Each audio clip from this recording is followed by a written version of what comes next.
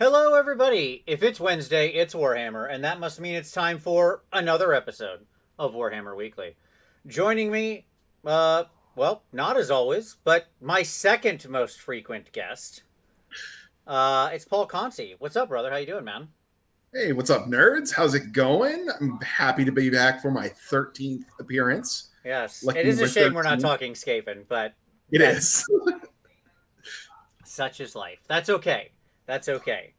We're talking Nurgle today. We're going to get Yeah, into Nurgle in AoS 3.0. Paul, you're a longtime Nurgle fan. I jumped on the bandwagon as soon as the book came out, Sure. And which is 3.5 years now. yeah, exactly. Somehow still the same book. Weird. Still Uh, solid. it's still solid. That's what we're going to come to it. Paul, of course, has a channel called Radio Free Hammer Hall. It will be linked in the description below. And you can find, you've been putting up a bunch of Nurgle content recently. So if you can't get enough of our great grandfather Nurgle, well, go over to Paul's channel, check it out. Sub to him if you haven't, and check out that sweet, sweet Nurgle content. All right. So let's start out with some stuff here, man. We've got let's start with the news. Tyler is away this week. He will be back. He is just on vacation with his family. I Uh, will make sure to fill 4 hours of time. exactly. We will make sure we do our best. All Yeah, the right. last time I went through all of Nurgle on my channel, it was a 3.5 hour show. So I think we can do this. Yeah, and we're gonna cover it more from a 3.0 perspective. We'll Yeah, we'll talk a little more about stuff. We will deep dive, but it's not we're not gonna go scroll by scroll or anything because some frankly just aren't worth talking about. Is really the honest answer. that's true. But Who's Epidemus? I don't know. yeah, I mean there's some on the border. We'll get into it. We'll get into it. All right, but let's get to some news. So, bunch of news this week. Stuff going around, flying around, crazy things happening.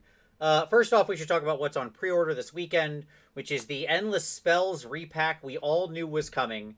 As soon as they kept the Endless Spells and redid all the War Scrolls and changed them, they had to get a way for us to all get them that wasn't malign sorcery and a way to get us those new sweet, sweet War Scrolls in our hands. And of course, that answer is going to be this repack.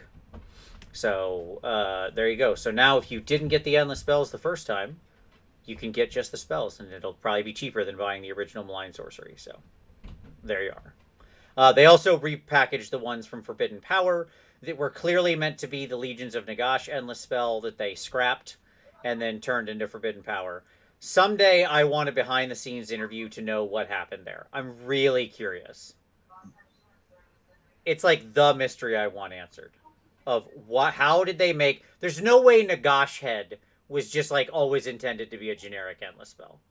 There's Yeah, no no, way. not a chance. That was some kind of Legion's redo that they then booted and said, never mind, let's just do Soul Blight instead, or something like that. So, whatever. Anyways, you can get both those and the new terrain kit. So, if you want to bring your board up, the new terrain kit does have some nice L shapes, I will say. And we all, if you've played 40K, you know the power of the L in minimizing the shooting meta. So, Yeah. just saying. And yes, as age of as AOS List Lab says, the age of chronomatic cogs. Boy, you are not wrong, brother. That is absolutely correct. Okay. Yeah. Do you have all your endless spells, Paul? I do not have the ones from Forbidden Power. I still don't have them. Okay, got it. So Yeah, I sure. might need to pick up that one. Because it's two Are- separate kits. You can buy either the original set or the updated ones, which is good. yeah. Uh, Next question. Did you paint all of your endless spells? Almost all of them. Wow, all right. I think Ravenak's Gnashing Jaws, I think is the only one that I have unpainted right now. Okay. That's not bad. That's not bad. That's pretty good. I Yeah. have many unpainted ones. I have Because, plenty that I've painted that I painted and never used. sure. I mean, there's a lot of them. Honestly, I should just have painted like um, the Gravetide, the Cogs, and then uh, the one that I hate the absolute most, the two little glowing balls. Geminids. Thank you. Geminids, yes. I should have just painted those three. I would have been done. But, there we are. All right. AOS Coach says, yes, all of his endless spells are painted. It was a COVID challenge. Nice. Well done, Coach. And also the Penumbral engine, yes. As that is also re-released. Okay. I guess this I is... feel like maybe that was like a Cities of Sigmar or Stormcast terrain piece that fell through. Yeah, that thing did not get repointed as far as I know, so now it's just rando terrain piece, but okay. Cool. Yeah. It was always silly that had points anyways. Hilarious. All right. Now, Paul, it's time for controversy. Controversy. Exactly where my head just went. Exactly. I know. Got a Prince Jam in my head now. Absolutely. Which is never a bad thing. But at any rate, so the internet, Paul, was abuzz today. A buzz. Are you? I saw that there was some controversy, but I didn't really see. I saw something about Warhammer Plus. It kind of. So here's the basic rundown. Warhammer Games Workshop, the company, just updated their IP policies.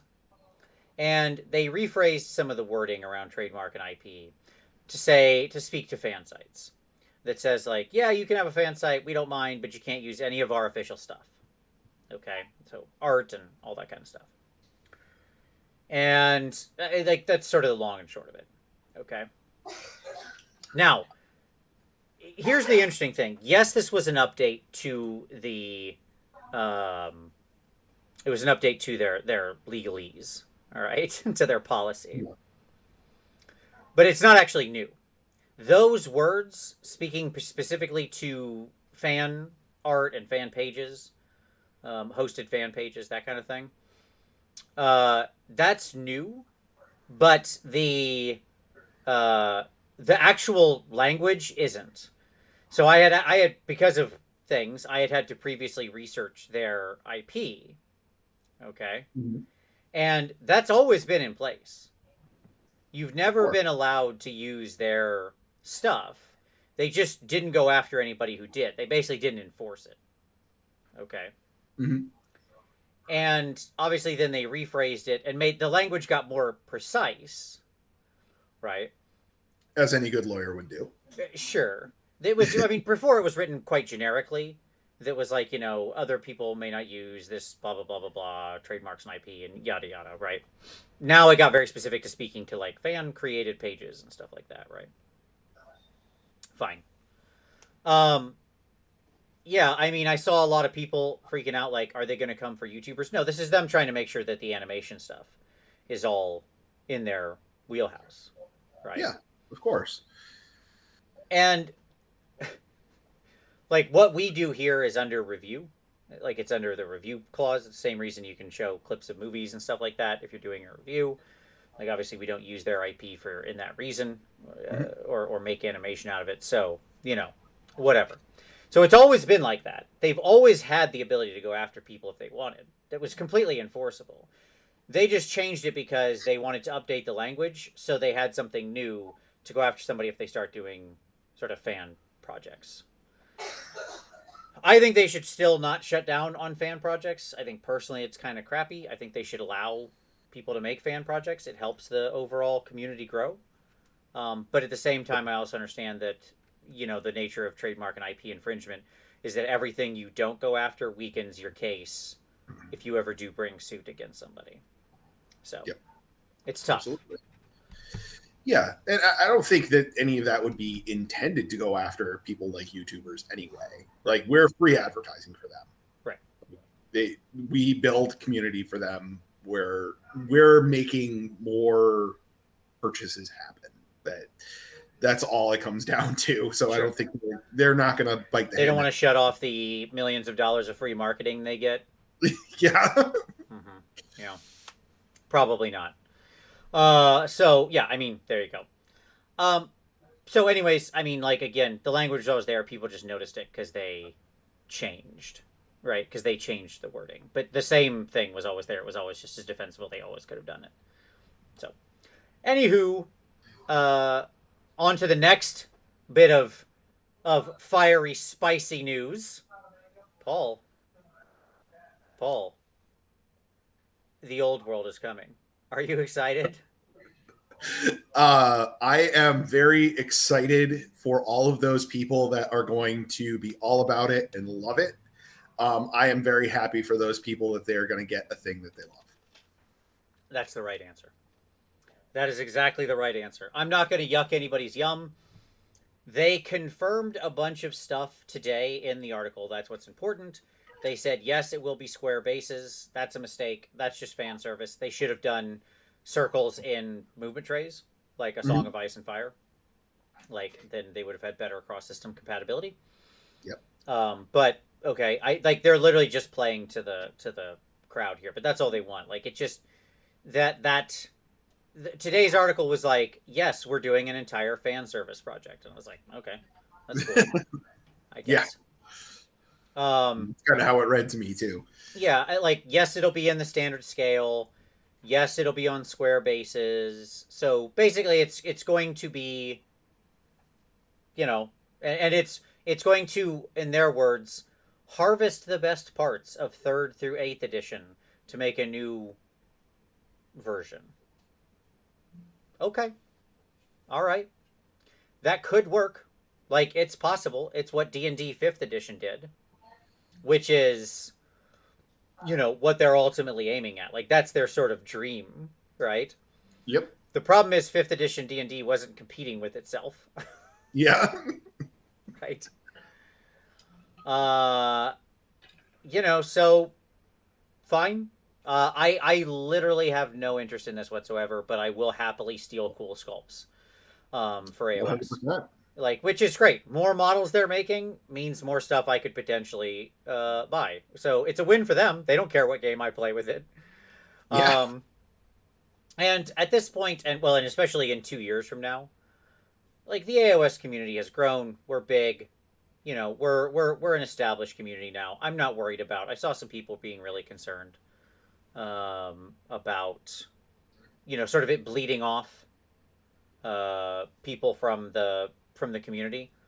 I'm not really worried about that. If you play AOS, you play AOS. If you want to play the old world too, because you like both, you'll play both. If you only want to play the old world because that's all you like, that's all you'll play. Like Yep. people will generally do what they want. You know what I'm saying? Like it's not as though somebody's going to be accidentally be like, oh shoot, I forgot to play AOS for a year. Yeah, no, I don't think it's going to be any sort of problem like that whatsoever. If anything, it'll probably be additive. It's going to get people back in the Games Workshop ecosystem Right. and maybe get even more people into AOS that hadn't been pulled in before. Yeah, 100%. people that went over to Kings of War or went over to Ninth Age, or other game systems, Sure. whatever it might happen to be. Like pulling people back in, it might give them the opportunity to take a second look at Age of Sigmar and Yeah. say, Absolutely. like, oh, this isn't the game that it was 2 editions ago. Yeah, I mean, the like again, I'm going to speak from my own personal opinion here, and this represents nothing else but my opinion. If you love the aesthetics and the themes and the stuff, and you love the old world itself, hey, that's cool. I'm glad it hit for you. That's perfectly fine. For me personally, I have the opposite of interest in it because I always found the old world to be an incredibly rote, boring setting. Um, so but that's me. I'm saying me, not you. I found it that way. So, anyways, I'm glad those people are going to have the thing they want, which is the Zoro back, and I'm glad they went for a different setting. Like they moved the setting back hundreds of years, so it'll be in a neat new time period for people to explore. So that's cool. And the really exciting part, Paul, is you'll accidentally get new Cities of Sigmar models Of course. by reaching hundreds of years into the past, thousands of years realistically into the past. You'll you'll accidentally get new cities models. Yeah. And I think they made a really good play with leading with Gislev. That's an Sure. army that I feel like a lot of people loved. If That they don't use this to explore the corners of the world that they never explored previously, because again, they picked the most boring stuff. Right? If they don't explore all the other corners of the world that they had hinted at and go nuts, wasted. Waste. Complete and total waste. Right? Yep. Kislev, Cathay, whatever they want. All their knockoffs. All the wallpapered over versions of real world countries. Fine. Do them all. All the ones you didn't do before. Great. Yeah. Bring back Dogs of War. Bring back all that stuff. It's fantastic. So, there you go. Um, I like I said, my only thing that really does surprise me, and it's because of total fan service, is I'm shocked they didn't go to the to, like I said, the circles in a movement tray. That's it. Just felt like it would have been the right move. Then people would have come directly over and tried it with their AOS armies. But Yep. whatever, it's cool. All right, so controversial stuff out of the way. I didn't mention the rumor engine yet. It's been up, but I left it for now because I wanted to say, Paul, are you excited for us to actually get new cities models in AOS? Because I am putting my money down. That's another Witch Hunter guy. You can see the stakes right up here. That's right. We got a little choppy thing. This is an Order of Azir model. Lock it in. Yeah. I've got to agree with you. It looks very much like a human thing. Mm-hmm. Human person's leg, in particular, over on the left-hand lower part.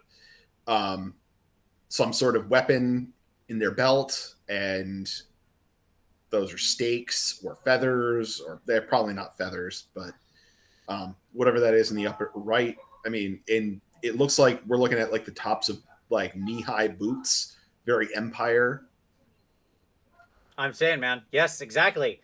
We were talking about these Dawnbringer Crusades, right?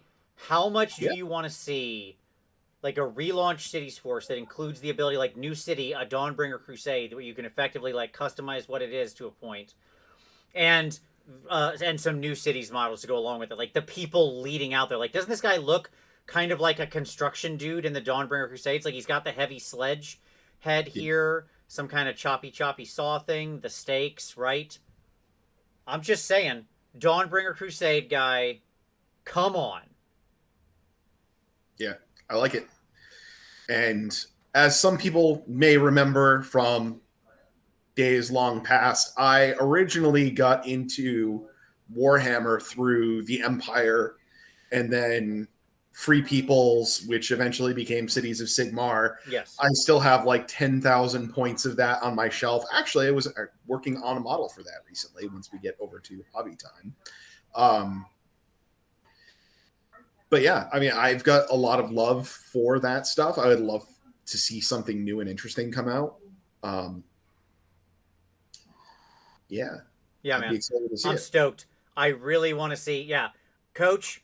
I want to mention this right now. Let's timestamp this, okay? Because Coach just said Dawnbringer Surveyor. Doesn't that feel like it could be the real name? Like, Yes. doesn't that legit feel like what this fig would be? Right? It does. I would be the opposite of surprised if this launched and it was like the Dawnbringer Surveyor.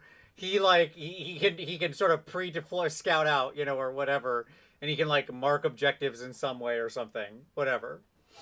Yeah. Yep. Coach, you nailed it. That's what it is. The Dawnbringer Surveyor is here. Lock of the week. Okay. Cool. I love. Flaming says, "I would love it if the Dawnbringer Crusades get their own terrain feature, but they have to construct it during the battle. That'd be amazing. That'd be amazing. All right, if they had to build the thing. All right, Paul. Now let's talk about this awesome guy here. Next news item up. It's a giant turkey. Chicken, Yeah. bird, vulture. I'm gonna start on the special character one. So the one with the backing behind him, the Gobs hold on. Gobsprock? Gobsprock. I think that's right. Yeah. Rhymes with knock. Sprock. God Sprock shaman. He's the guy who talks to Kragnos. Whatever. He's done the big vulture without the helmet or the horns. What do you think of these dudes? The sculpts are amazing. Yeah, man. I love it.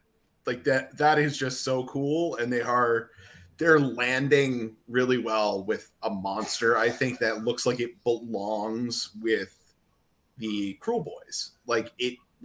Of course it would be a vulture. Yeah, of course. This thing looks awesome. I like his lore that he like can speak and understand all languages, right?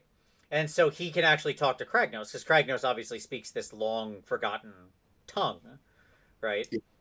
He's the only member of his race left, so he has his language.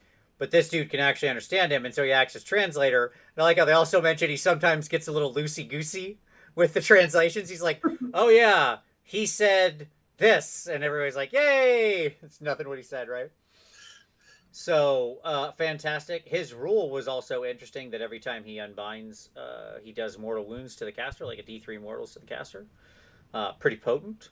So, yeah. Cool thing there. Hopefully he's a double caster. One would imagine a big name special character on a monster. Probably a double caster. Yeah, so. Eat that, hamper pants. Yeah, indeed. No joke on that. This guy's big, too. This base, I don't know if it's the 130 round or the 160 round, but it's big. Like, if you just look at the scale of the guy on top compared to the rest of it, he is tiny up there. Mm-hmm. And, as orcs typically do, like, a boss is going to be bigger than all the rest of them. Yeah, so this dude's large. If he's on the 160, that's going to be real interesting. I hope he's on the 130. I really wish they wouldn't put people on the 160 kind of at all, unless they're like Archeon. He should kind of be on that, and that's it. So it's probably the 130. The 130's good. Then he's the same size as like Kragnos and the Mega Gargants and kind of all that destruction stuff. So cool. And then we've got the alternate version. The Horned Turkey version with the regular Killaboss on it. Interesting pairing there. So the non-named version is not just a generic spellcaster. It's a Killaboss. It's like it goes over to the melee dude. So that's interesting. I love when they do stuff like this, because that means you have a whole extra guy, probably. Yeah. That's just conversion fodder. Right, exactly. It's like, oh, cool, I get either an extra Killaboss or an extra caster. So, there you go. Yeah. They look like they're posed in such a way that they're not, like, riding in a saddle. They're, like, standing on its back. So, you can easily, throw that on a base and have it counts as whatever. Yeah, I think they're sitting down. But I'm guessing, we can't see it at this angle. I didn't watch the video close enough. I bet there's still a pillow under that. All the big wood boards. I will bet you $1 million that's a chair. Well, that's too much. I'll bet you $2. There we go. Let's be realistic. There is a chair on a pillow. Okay? Because the one thing you can say about the Cruel Boys is they are not cruel. Look, they might be cruel boys, but cruelty to animals is not cool. Okay? And they take care of their animals. All of them have, like, pillows and stuff on them where they attach things to them to make sure they don't get, agitated, so that they're comfortable.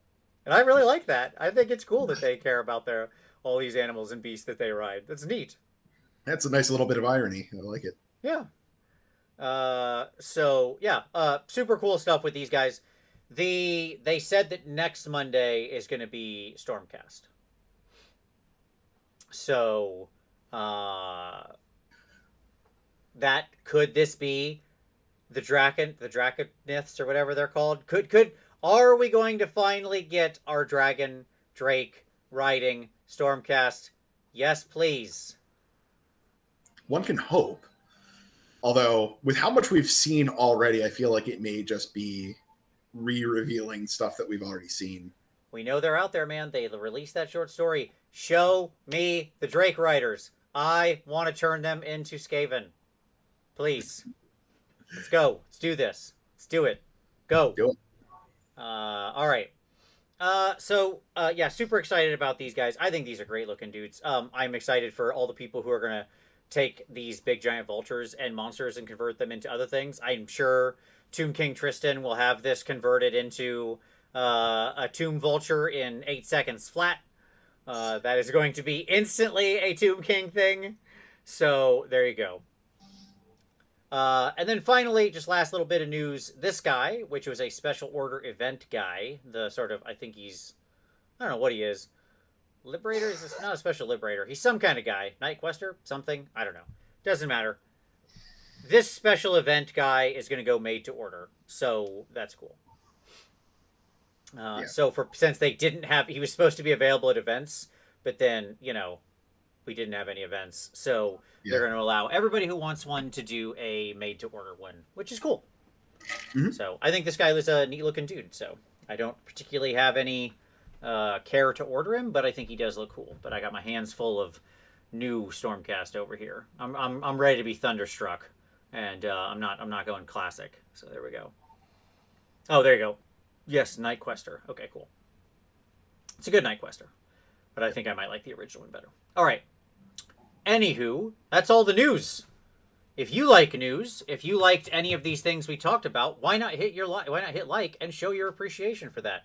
We would certainly be very happy about that, and it helps other people find the show, especially right now. The more of you that hit like while we're watching, the more it's likely to get other people to notice it and recommend it. So be a hero, hit like. And make sure to ring that notification bell to be informed every time that Vince posts another video. Do all those things. Do all the things. All right, Paul, let's turn to some pick of the week, buddy. All right. Pick of the week. Pick of the week. I want to spruik somebody that is member of the community that is starting an Etsy account. Greg, aka The Dice Must Flow on Twitter, also his Etsy account name. He is doing custom-made dice trays with nice like vinyl images on them. Can be, he's currently doing like a whole bunch of different AoS logos of various types. But he hasn't like fully released it all yet, but I don't think he would mind me saying that he's also able to do like custom jobs. Like if you want to get club dice trays with like your club logo on them, he could do stuff like that. So yeah, it's really cool. I have one already. I really like it a lot. It's a nice quality tray. The vinyl looks really nice on it. Mine is, of course, Nurgle. Yeah. On theme. I love it. Yeah. And Greg is an awesome dude. So go check out the Etsy shop. Get yourself a nice little custom thing. They're great because they fold up and stuff too. So you can just take them with you real easily. They're super class. And he reached out, or he pinged me on Twitter or something and said, what color should I do for a Slanesh? And I was like, pink and teal, obviously. What are we doing here? What are we even talking about? But so, at any rate, go check it out. My pick of the week is for our good buddy Sam Morgan, also known as the AoS List Lab. He had a new episode go up today, and I would highly recommend you check it out. I guess for him it went up last night, actually, but nonetheless. It's an awesome episode because it's about things you're probably getting wrong and are forgetting and are not tracking. It's fantastic. It's a lot of there's a couple of little gotchas in the different phases that people, I suspect, read quickly and didn't realize they were playing wrong. And he points them out and helps you spot them and be a better player. So there you go. Would recommend highly, have recommended. Find the link in the description. Fabulous. I'm excited. I haven't gone off and watched that one yet. I'm going to have to take a look at it. Yeah, it's really good. Like, one of the first things he mentioned is something I've seen a lot of people get wrong, which is if you use the heroic action to generate a command point, okay, if you roll the 4 up, that command point is only, you have to pick a hero to generate that command point. And only that hero can use that command point, and they have to use it that turn. Not that round, that turn. Yes. So if you're doing this at the top of the round, top of one, you nothing else to do. I'll generate it. That hero has to spend that round. So just little stuff like that. Okay, Yep. cool beans. Let's talk about some hobby time. Paul, what have you been working on, man? What's going on? What's going on with your I've hobby? been actually taking a little break from painting Nurgle stuff. I have been doing a ton of that. I was just finishing up a couple of projects over the last couple of days. I had some Skaven Storm Fiends that I was finishing up, doing the bases on those, because those are real good in third edition, like super good. And then I also had a Free Guild General on Griffin that I had started like a long time ago, and then just kind of, I think I was just like that, not that excited about Free Guild for a while, and Sure. like just put it on the shelf and didn't finish it. So I finished up the base, finished up the paint job. So can run a double Griffin list now. That should be fun with all of the new rules and everything. Nice. So what's on your painting desk? Well, I finished up that bust this last weekend. That was a big project. So I needed some time to just relax. Okay. And so that meant it was time to go into massive assembly mode. So I had two What's sets. more relaxing? What's that? What's more relaxing than that? Sure. I mean, there is a zen quality to it, right? When you get into it, of just like looking, clipping, scraping, dry fitting, gluing, etc. Like whatever. But it's time to convert out since like when I do a converted army, I have to do them all at once. I have to like sort of get all the conversions together and really understand what I'm doing. And a lot of my armies I've been doing lately are highly converted. So like the giants were completely converted, my city's army, and now this, my Ratcast, and I had shared the previous paint, the test model, but now I'm converting the rest of them. Here's my Lord Imperator. He's got his little pick and a nice little different. I don't remember what that's from. I think his halberd is from like one of the old Claw Lords or something. He has a nice rat head. And then I had to get. Then I've got my my Knight Vexilor, who's got it. We switched out for a little halberd there, giving them all like the Storm Vermin halberds, and I had to rebend out of plastic art a new flag for him so I can do freehand on it and not use the annoying one. And he's got the super sweet head. I don't know if you can see there, but it's like I love that like champion Storm Vermin head, the one with the big knife on the front. Looks awesome. And I have a lot more. There are so many more. I've got 20 Vindictors converted. I've got and then so far I've got those 20 Vindictors, and the Mage, the Wizard. That's what I made my way through. They take a while, because it's a bunch of little tiny conversions that don't seem like they're much, but man, does it take a long time to get everything together. So, because I've had to cut all the Stormcast heads off of their neck. So, there you go. Yeah. So now I have a giant pile of Stormcast heads. So one of the other things that I actually just did recently was assemble a bunch of Storm Vermin. So I like have all of those bits like immediately in my head, and I'm like, oh, like those would fit really nice on a Stormcast body, wouldn't they? They do. The heads fit really well. Ironically, I'm going to have, here's all my Storm Vermin sprues, as a matter of fact. I'm going to have a bunch of bodies left. The exact opposite of what you normally have, right? Mm-hmm. But yes, I will have a bunch of bodies left because I'm not using any of the bodies. I have been snipping off some of their tails because unlike the clan rats, Storm Vermin have their little tails tucked. They're coming out of a drapery, right? Mm-hmm. And so they actually fit really well for some of the Stormcasts that have like longer butt folds or something, covering their tushies. So I also enjoy that these guys are twice the size of a normal Storm Vermin. Like if you stand one of these dudes next to a Storm Vermin, he's literally twice as big. And that's as would befit those reforged by Sigmar himself. They get stronger. All right. A little help from Skig. Yeah, exactly. A little help from Skig. And it's, I'll experiment with a couple methods of painting these guys so it doesn't take 30 hours per mini. I'm hoping I can get it down a little. But we'll see. We'll see what we do. It's worth it. It's worth it. You just keep at it. You just keep at it. You keep hammering spikes, and eventually you have a railroad. Yeah. Okay. So, with hobby time done, Paul, you know what time it is.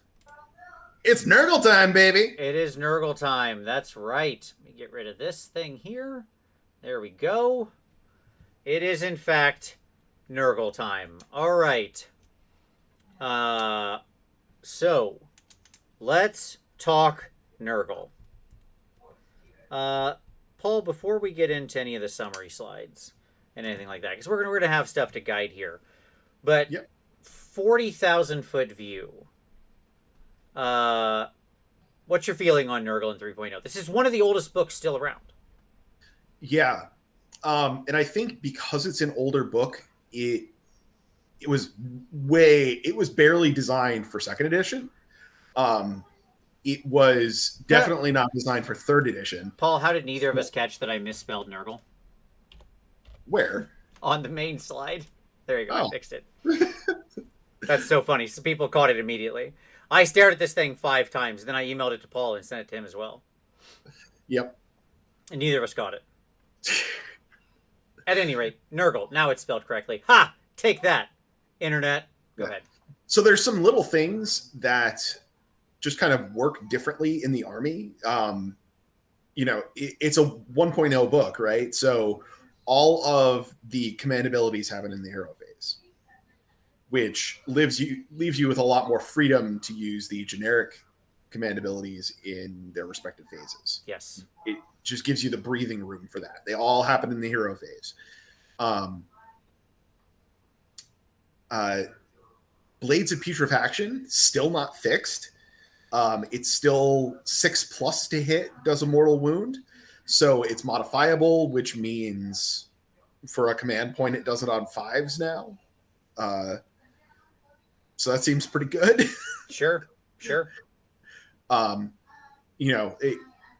army is like chock full of hero monsters that are all good, and a lot of them have gotten better with points decreases and new edition rules.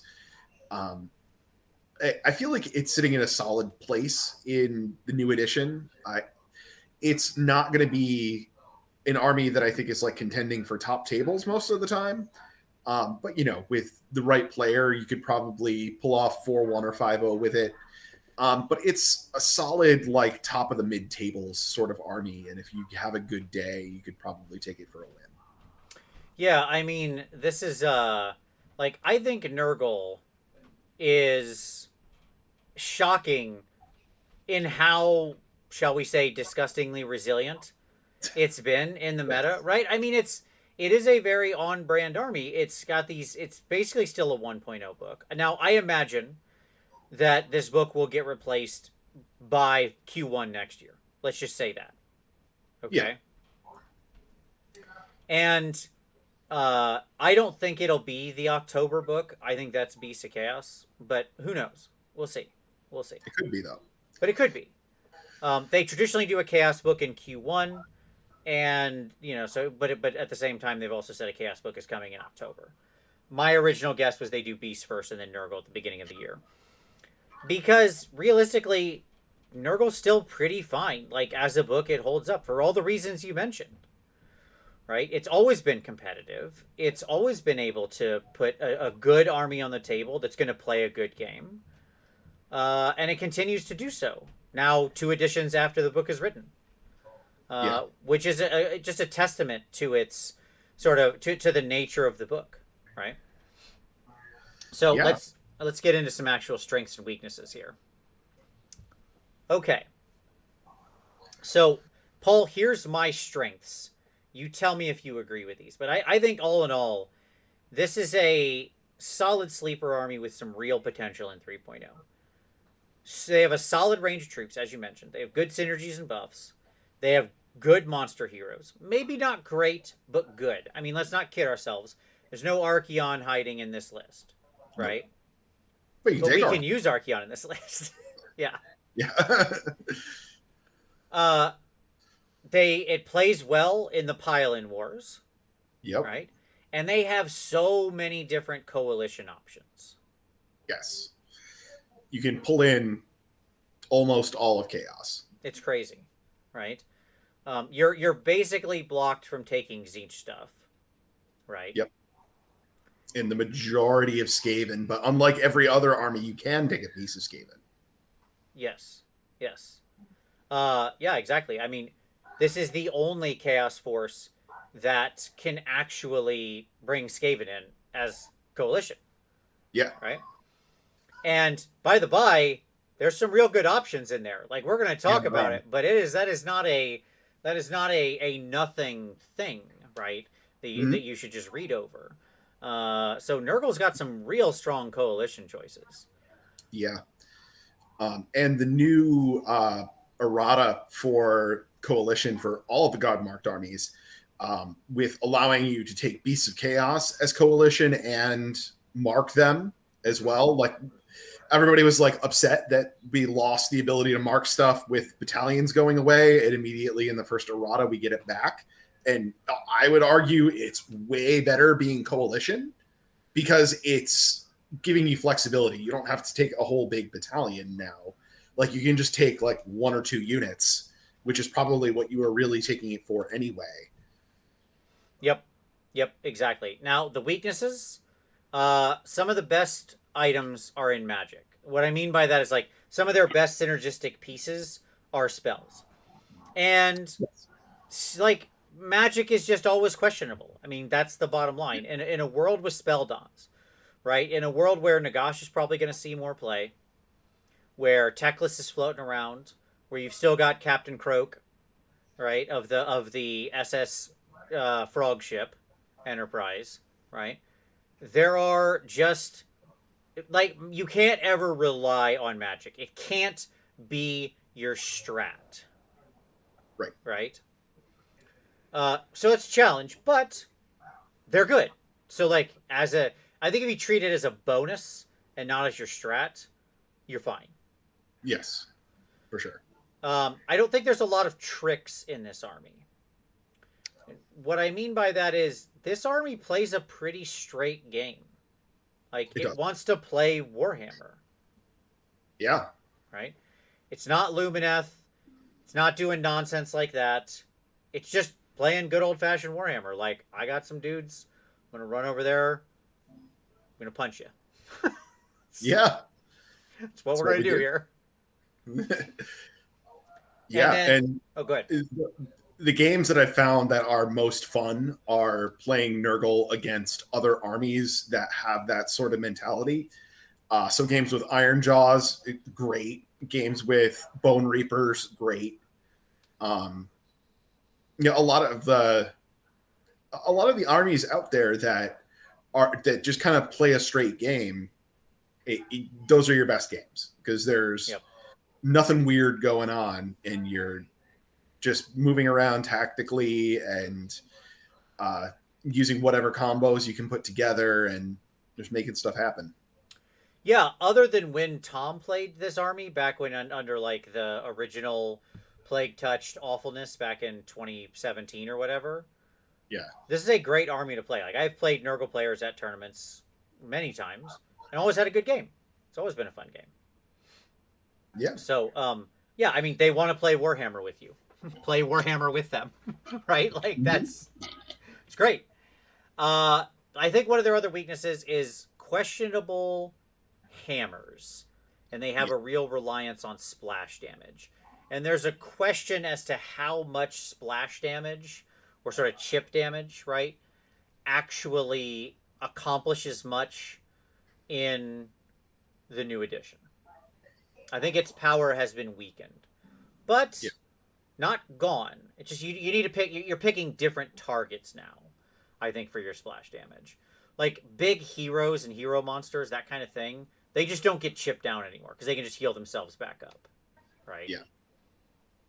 But chipping away units, like chipping away lots of units, so that lots of units are then forced to make battle shock tests when they can only use one, one command point to make somebody immune to battle shock. That's actually quite a strong tactic.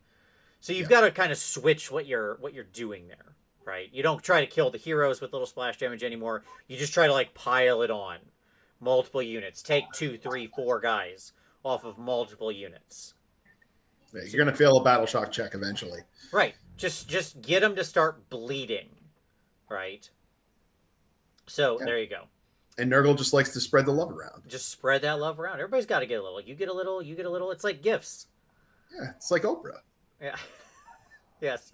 Only I have other gifts but disease. Really? Yeah, here's one. What is this? It's disease. Okay. So, let's talk the fundamentals. I did Nurgle. Okay. Nurgle aligns well with the new abilities. Right? Solid command ability options. Good coalition priest. So, you got a priest option. You got 2 priest options actually. 3. Oh, what's the third one? What am I forgetting? War Shrine. Yes. Plague Priest. Yes. Plague Furnace. Oh, sure. Okay. I was counting the Plague Furnace as the Plague Priest, but sure, because it's both. Oh. It's the priest with both ones. But you are exactly correct. I relent my statement. You are right. 3. Yes. Many smaller units that ignore coherency rules and are still strong, i.e., we'll talk about them, but Blight Kings or Puscoil Blight Lords and stuff like that, right? Yeah. They're playing by the old school coherency rules. No issue, no problem. Reasonable points adjustments in the GHB. Actually, some favorable ones, as a matter of fact. They had a few things go down. Yeah. Which is things great. go down big. Yeah, which means that, like, even if they only dropped 5 points, that means they dropped a lot, right? Because if everybody else went up 10% and you went down 3%, then you effectively went down versus the meta 13%. Right. And some of the points adjustments up also they're sort of like phantom adjustments because, previous to this, everybody was just running Blight Cyst and a whole bunch of Blight Kings. Yeah. Sure. And Blight Cyst was 140 points, and then you had to take a Lord of Blight, who is a purely tax hero, for another 140 points. Right. For now, you have 280 points getting freed up in your list, while they had to jack up Blight King points to make up for that. Right. And I think they didn't put the Blight King points up so much that it counteracts that completely. So I think it actually does free up more room in your list. Yeah. Yeah. I agree. I agree. Like, I think on the whole, you actually are going to find you fit more stuff in your army now than you did before, especially depending on the choices that you've got. And also, I'll second that Kyle Nelson, who said our factions without good hero monster options, especially the 2-in-1 like Marathi, just screwed. And my answer is no. I mean, this faction has some great ones. We're going to talk about them. They're a big part of this faction. But there are factions without them. And no, you can absolutely, you absolutely don't need hero monsters. You really don't. I've seen plenty of forces without hero monsters still performing quite strong. So, okay. They have very resilient heroes with high bravery. They have lots of mortal wound protection, which mortal wounds are going to be a big part of this new edition. Like, people are going to be reaching for every mortal wound they can get their hands on, and Nurgle's like, okay. Yeah. It's fine. Everybody's got a 5-up. Right. Yeah, exactly. Like, yeah. we're lock, stock, ready to rock. When you're army-wide 5-up against mortal wounds, basically, it's crazy how much work that does. Right? Yep. And they also Blight Kings, you don't have a 5-up against mortal wounds, but they're 165 points for 21 wounds. Right. With a 4-up save. Yeah. I mean, exactly. There's so much meat that most of the time mortal wounds don't do enough, don't lift heavy enough. Right? Yeah. So yeah, I agree. And they also have a lot of units that have easy penalties to hit in all phases. Which is fantastic. So they're automatic, like, being able to back out everybody's +1 they're probably going to give themselves in their choice unit is great. Yep. Right. So yeah, good stuff there. I think they have very, very solid fundamentals, and I think, by the way, this stuff is why they've stuck around. Like, some of these are more current, right? Like the coherency thing and the points adjustment, stuff like that. But when you look at resilient heroes and mortal wound protection and penalties to hit and solid command ability options, these are the reasons they've endured. Right? Yeah, absolutely. Okay. Not to mention we just kind of gotten like little updates to Nurgle, Yeah. like through FAQs and through Broken Realms getting new war scrolls, and you know and all of the coalition units that we can take Hmm. are just constantly adding to that. Right. It seems like every time a Chaos book comes out, it touches Nurgle somehow. And in a good way.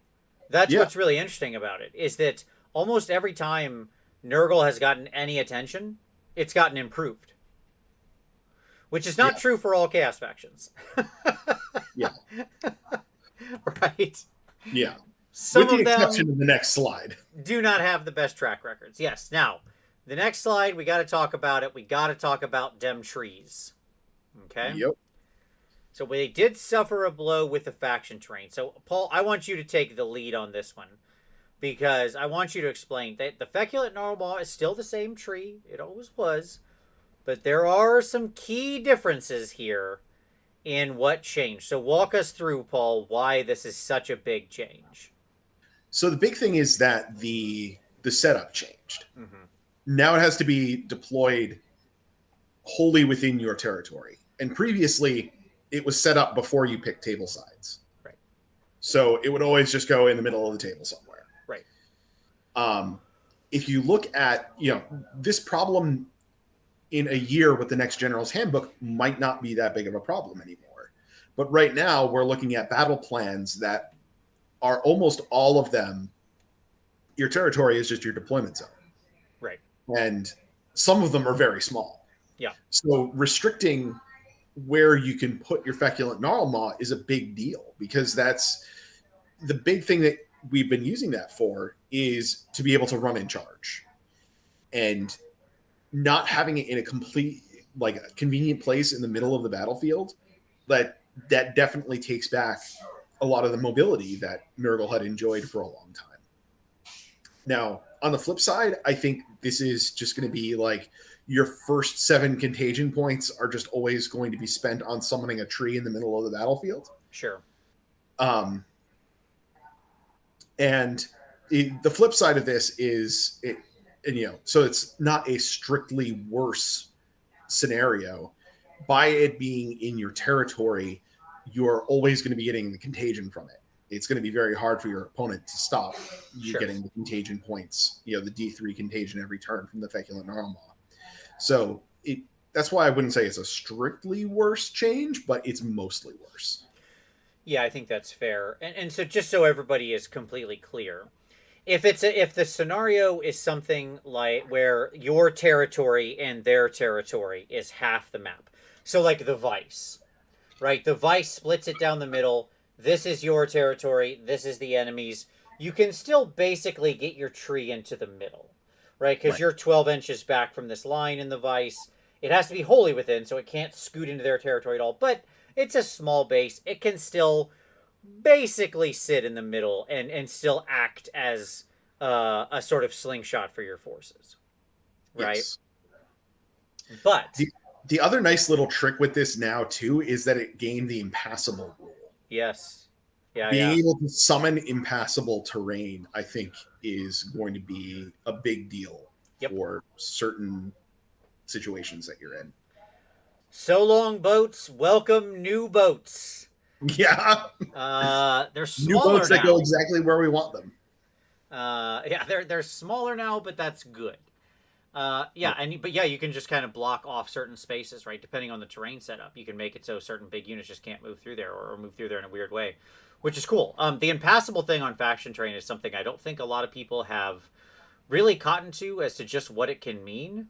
But like the big Slanesh pizza cutter is impassable as well, and I was using that to create a ring around the rosy situation where the enemy couldn't get at me realistically. Yeah. And you can, it's not a huge thing, but it's there. This isn't as offensive as boats, because boats, whatever, I don't even want to talk about boats. The problem with the slingshot plan is that it completely dies if you're in any scenario. If you're in the scenario with like the corner box versus the corner 3 boxes, where it's like this deployment zone against this deployment zone, so it's boom boom by boom boom, right? If it's that situation, yeah, you're done. Right, you gotta get a new tree out there. Yep. And even in the like 5-on-5 boxes, so that stepped out one more, That one's better. it's That one's better, fine. but you're still not going to be exactly where you want to be, probably. Yeah, and you're probably putting your tree in a place that you want to deploy units. Right, right. But it's better. But there are some scenarios where it's going to hit you. So like the key here is you're going to need to pay attention because your battle plan can't be I will alpha into them by slingshotting my troops like I used to every time, because you will just run into scenarios where you cannot put your tree in such a place to make that happen. Yeah, and I think this is actually, in terms of health of the game, I think this is good. You know, taking off my Nurgle fanboy hat for a minute, setting Sure. that aside. Um, if you could just throw your tree in the middle of the table, all of the deployments are a lot closer to each other than they were previously. It would just be Nurgle Alpha Strike lists Sure. over and over again. And we don't want that. Right. So, I've seen some people discussing Horticulus Slimux, Mr. Snail Rider, because yes. obviously he is the gardener of Nurgle and can make trees, or make a tree, I suppose. And I think ultimately we're going to talk about heroes here in a minute, but I don't think he's worth it. I think No. I think Horticulus is still overpriced. He's on a Lacking the big. monster keyword. Yeah, he's not actually a monster. He doesn't really do anything in the way of damage. He doesn't. He doesn't do enough. That's the problem. Like, Yes. so there you go. He's tanky. He is pretty tanky. I mean, he's on a 3-up save with a 5-up disgustingly resilient. So, he's tough as nails. So I don't want to get that wrong. And he's, on 8 wounds on a bravery 10, he can self heal like a boss. Right. But I think ultimately the other heroes we're going to talk about, he just doesn't hit their level. Right. So, Yeah, for sure. okay. Speaking of which, Paul, let's talk about heroes, buddy. Oh man, does Nurgle have a lot of these? No joke. It's so funny to look through the Nurgle faction in like War Scroll Builder or in the app or whatever, because it's just like, nope, hero, hero, hero, hero. Oh, that's a unit. Hero, hero, hero, unit. Named hero, named hero, named hero. That's a unit, right? It's crazy. They're Yeah. so hero heavy, but that's okay because they got some good ones. So talk about the heroes that you like. We've got a slide coming up here in a minute to talk about one that I think you and I agree on that people are sleeping on hard, and it's Yes. now time. By the way, Shannon Slow said, haha, tough as snails, because I said tough as nails. Gosh darn it, that's so good. That's so good. I'm so angry I didn't think of that. At any rate, uh, Paul, talk about the heroes you like. Why you like these, like the good Nurgle heroes. Let's talk through those. The good Nurgle heroes. So let's start with hero monster options, right? We have the Great Unclean Ones and Rodigus. Mm-hmm. All hero monsters, very, very, very difficult to kill. Yep. The Great Unclean One is a great support hero. Rodigus is more offensive, relies heavily on magic on a spell that goes off on a 7, so he's a little bit dubious. They're also on the 130 round, I believe, and that projects out a huge radius for anything that you're measuring distance from. It just creates mathematically a much bigger area that something covers. So that's really good. The guys on the bottom of the screen, the Magath Lords, those we're going to talk about more coming up, but they're all really solid. They're 12 wound monster heroes. 2 of them are on a 3-up, one's on a 4-up. They all have solid abilities. Then we go over to the Glotkin, a huge hero monster, has a great command ability that gives +1 attack out to everybody within 12, not wholly within 12, within 12. Mm-hmm. Has a great spell that adds a wound to every model in the unit until your next hero phase. So cast that on some plague bearers, and they're twice as tough as they were before. Yep. And he's pretty good in combat as well. He can muscle his way through. 18 wounds on a 4-up save. Less fragile than he used to be with the new changes for 3rd edition, but he's not like the most survivable thing in the army, which sounds insane when he's 18 wounds. But for a Nurgle thing, he goes down pretty quick. Yeah, I mean, let's talk about the basic Great Unclean One, right? Basic Great Unclean One, 16 wounds, 4-up save, but he's got that 10 bravery, heals a D3 in your hero phase. Yep. Can you certainly slam dunk all over heroic recovery, right? So Yep. could very easily be healing 100 be healing 3d3 per battle round. Yep. Right? Which is quite a lot of healing potential there. One of the better casters because of his build, right? He can kind of like he can kind of hurt himself, right? Yeah. And actually be a decent caster. Like I think the utility build, you don't take a Great Unclean One for damage. No. Right? He's a bad hammer. Don't throw good money after bad. He's a utility buff piece. And because he's got the bell that can add another 3 inches to movement. We talked about making things faster. He can take the bell and Vile Blade or whatever, right? And so it just gives him like really good offering or really good sort of offerings to the rest of the army as far as what he's doing. Flat utility, spellcast utility. We talked about how good some of the spells are and what they can do. So getting any kind of bonus to cast is solid. And again, he's got a built-in aftersave as well. He's got basically the same disgustingly resilient as everybody else. You can also take command traits to heal him even more, or command traits and artifacts to heal him even more, to make him even harder to bring down. I think this dude, the only thing holding him back is thank God he's on a 4-up base save. Yeah. Right? If he was on a 3-up base save, this thing would just be... It would never die. Just so hard to shift. But I also want to say, he's also got a good spell, and he's got a good command ability. Yeah. Right? Like, his command ability is +1 attack on a 21-inch range command ability. That's a heck of a range off that giant base. Right? Yep. And it's just, it is only Nurgle demons. Should state that, so you can't do it to your non-demon units. But still, it's +1 attack. Good. Yeah. And his spell is Plague Wind, which is solid. It's a nice line mortal wound spell. Yep. He's good. Yeah. I've been writing a lot of lists lately that don't include him, but historically I've had him in almost every list with that build. Which makes sense. I mean, I don't think to me, he's exactly what I would want out of one of these hero monsters, because he feels worth it, but not auto-include. Right. Does that make sense? Which is actually rare. Right?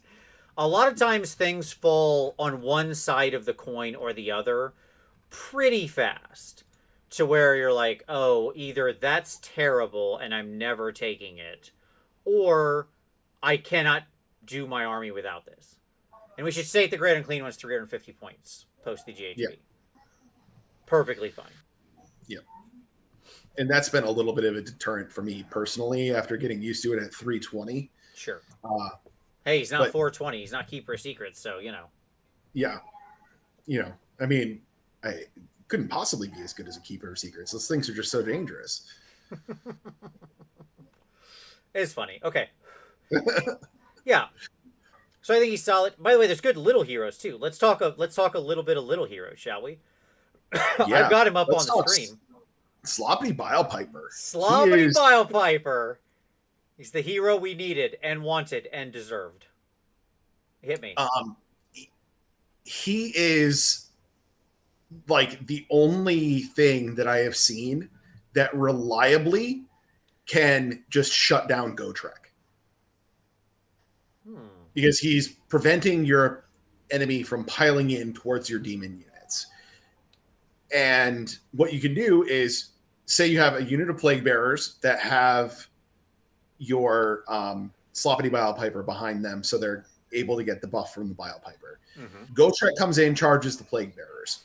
His first round of attacks, you peel off all the plague bearers that are touching him, basically.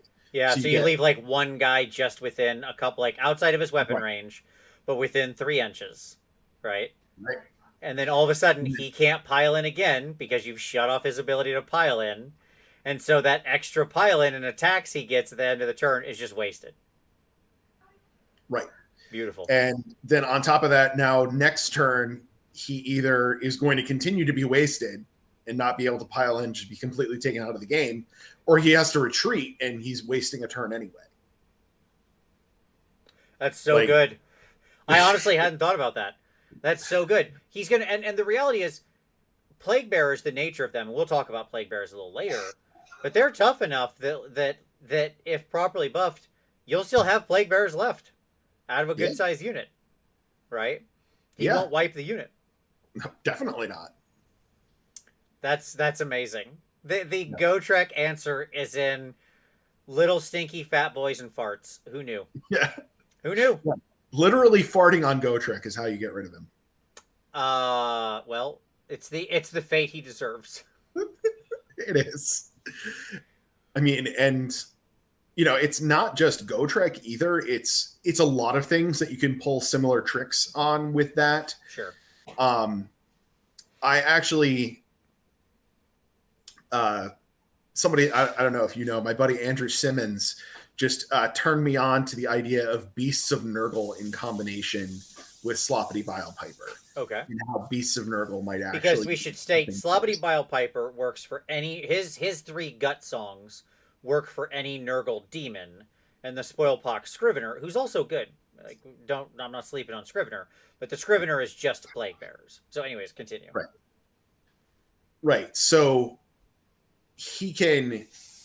If you get your Beasts of Nurgle within range of your Sloppity Bile Piper, you get in, you tag the corner of a unit, you splash mortal wounds onto them, and whatever attacks the Beast of Nurgle has, because he has his own D3 mortal wounds on a 2-up when he charges. Right.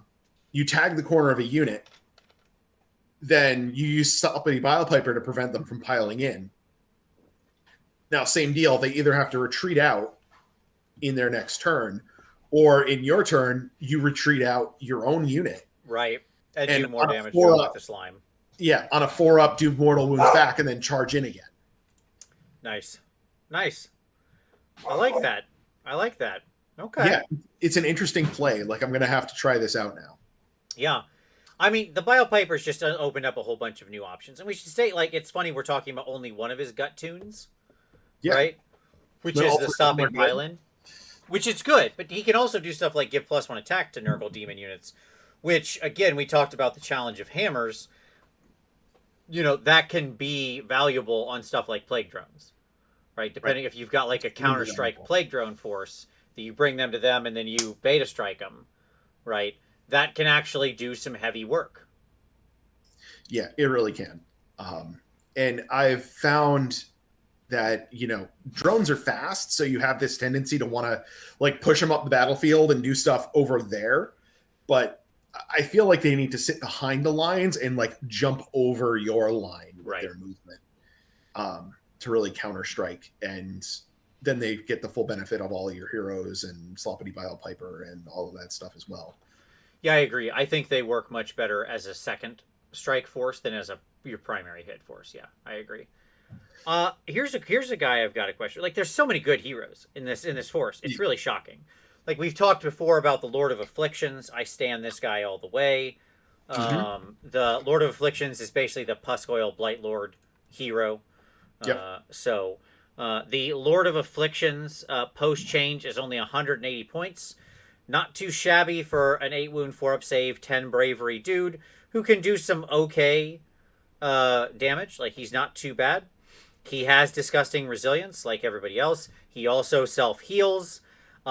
He also gives other Rotbringer units reroll 1s to hit, which is really good in the current edition because reroll 1s just actually became kind of rare and hard to get. So Yep. suddenly he's passing out a really nice buff that, again, is not a command ability. That's just a free thing for being near him, right? Yes. And his actual command ability is, Pusco Blight Lords go real, real fast. Yeah. So, he's an interesting dude. And at 180, I'll tell you, man, I like him a lot. Yeah. I love him. He's really great when you arm him with the Rustfang artifact. Sure. And for those of you out in the audience that are not familiar with it, you activate it at the start of the combat phase, and a unit within 3 inches of the hero is -1 to save for the rest of the game. And then, of course, you can only do that once per game per unit. Right. But still, amazing in the current meta where everybody's going to try to be save stacking. So Right. permanently reducing their save by 1 is real good. It's real good. Yeah. Yep. And the other thing that we should mention about the Lord of Afflictions is he is a mortal, demon, rotbringer hero. He Yep. brings all the keywords with him, right? Yep. So he himself can absorb basically any buff he needs to from anybody. Yes. If you need to buff him. I'm Yeah, interested. and Oh, good. the important thing there is that he can pull from any of the artifacts in the book and any of the command traits in the book. Right. Right. Now, Paul, I'm interested in your opinion on this guy. This is Tom's old favorite guy. Okay? He loved this guy, couldn't get enough of him. This is our good buddy, the Harbinger of Decay.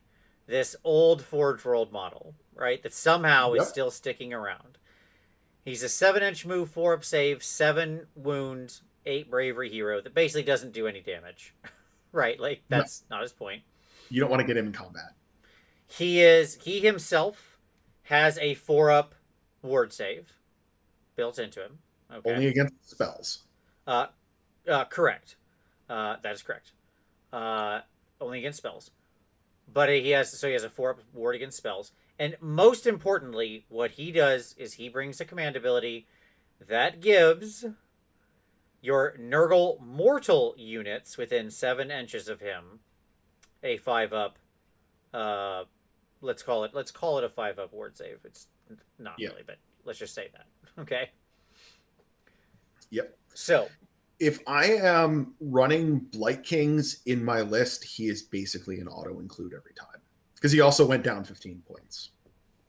Yes, he is 145 now. That's what's going to be my question. Is this guy making the cut for you?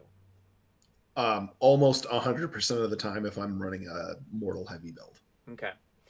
What's interesting to me about him is that the challenge in the old world, like in pre-AoS 3, with the Harbinger of Decay, was he was often eating your only, because this isn't really an army that can ramp command points. Right? And so he was just often eating all your command points, basically. Right? Every round, you just kept putting his bubble up, put his bubble up, put his bubble up. Right? Yep. And so my question was, because we now live in a world where that's not a problem anymore, right? You have more than one command point around pretty easily. Have his stonks gone up? Definitely.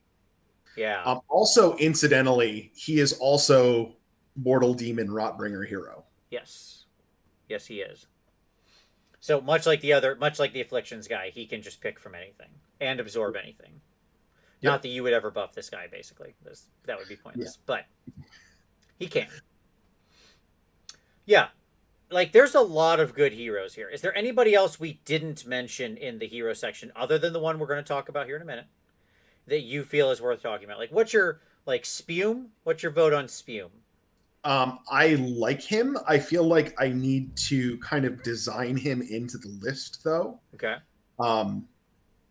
Because he's letting you deep strike a unit to, any within 6 inches of any board edge, 9 inches away from the enemy. Mm-hmm. He brings 1 unit with him, kind of like the Fire Slayer guy, except it's not anymore on the board. So you're almost always going to be actually, yeah, he has to bring Blight Kings with him. Right. So you're probably bringing a unit of 10 Blight Kings most of the time. And first of all, 10 Blight Kings is awkward with the new coherency rules. Yep. Bringing only 5 isn't that worth it. And it's usually going to commit it to your opponent's deployment zone. Right. Like on that board edge, you're dropping, 145 point hero and 200 and, oh no, I'm sorry. No, I can do math. 330 points. Sure. If you go for the 10 pack. Yeah. Yeah. If you go for the 10 pack, like that's a lot of investment in dropping something on the opposite side of the board. Right. Like that is probably never going to see an objective. That's just going to grind your opponent's backfield. So I think I'm not saying no on him. I'm saying you really have to be kind of designing around him if you have the thought that you want to put him in a list, because he's going to be drawing a lot away from like the main thrust of what you want to do in a game. Mm-hmm. Mm-hmm. Okay. Yeah, I agree. To me, Stonks on Gut Rotter down. Him being at the same price as the Harbinger of Decay, and both of them, by the way, aligning with the same types of troops, right? Yep. So when I look at that and say, what's the hero I need here as my power pair? It's absolutely the Harbinger. It's not Gut Rot. Yeah. Right. I just, especially with the nature of some of the deployment and the smaller board, I'm just highly sus of that type of ambushing anyways. Yeah. And it's not like if it was, there's a difference between that type of ambushing, which is just this sort of one dedicated thing, right? Where it's like, it's him and his boys, as opposed to, I don't know, something like, I'll give a point in Slaanesha's favor here. Something like the Lurid Haze Invaders, where I can just pull D3 units off the board. Anything. Right. Right. So I can pull my choice pieces off and make them immune to shooting in round 1. Right. So that's like, whereas this guy, it's like, were people really going to shoot at your Blight Kings? Was that going to be their target? No. Probably not. Right. That wasn't going to be where the guns were going. Like, let's be honest. No. Shoot the heroes. Yeah, I mean, they were coming after your Sloppity Biopiper. They were coming after your other threats, right? Yeah, Sloppity tends to die real fast whenever there's missile attacks around. Sure, if there's enough ranged heat, he's going down. Yeah, I still stand him though. Nonetheless, it's completely worth it. Like, it's fine. Yeah. He can be summoned as well. Yes. So it's fine. You can get him back. He dies, but he comes back, so it's all good. Let's talk last hero, because Joel really was mentioning him. He's up in arms about Festus the Leech Lord. There's more heroes in this, but I want to talk Festus real quick. So Festus is 140. I'm gonna give you my honest opinion. I want to know if yours is different. I don't think he's worth it. Yeah, his spell is really good, but it is, like, it's an amazing spell. Yeah, it's another -1 to save for the rest of the game. But it's on a 7, and he has no bonuses to cast. Yeah, and he's unique, so there's no way to give him a bonus to cast. Right. Unless he's standing next to arcane terrain. Sure. Yeah, he's just... he's too unreliable for the number of points that he is. He does have other abilities to heal other units around him. Right. Which can be useful. If you run, but you have to run him like within 3 inches of that unit. So he's got to be right behind the lines. Yeah, and he's not the fastest dude. I mean, we're talking about a guy with a 4-inch move, 6 wounds, and a 5-up save. Like, this guy is a pretty easy thing to remove. And by the way, he's only bravery 7. He's not a very brave Nurgle hero, so it's actually kind of hard to heal him even. Right? Now, you could drink his potion, but whatever. Yep. So... yeah, I'm sorry, Joel. I don't want to rain on your parade. I agree the spell is amazing. But on a 7 with no bonus to cast, I'm not. That's a hard number. You will fail that quite a bit, a shockingly large Yep. amount. Yeah. And and that spell, 14 inches is decent. It's not 18 inches. It's decent.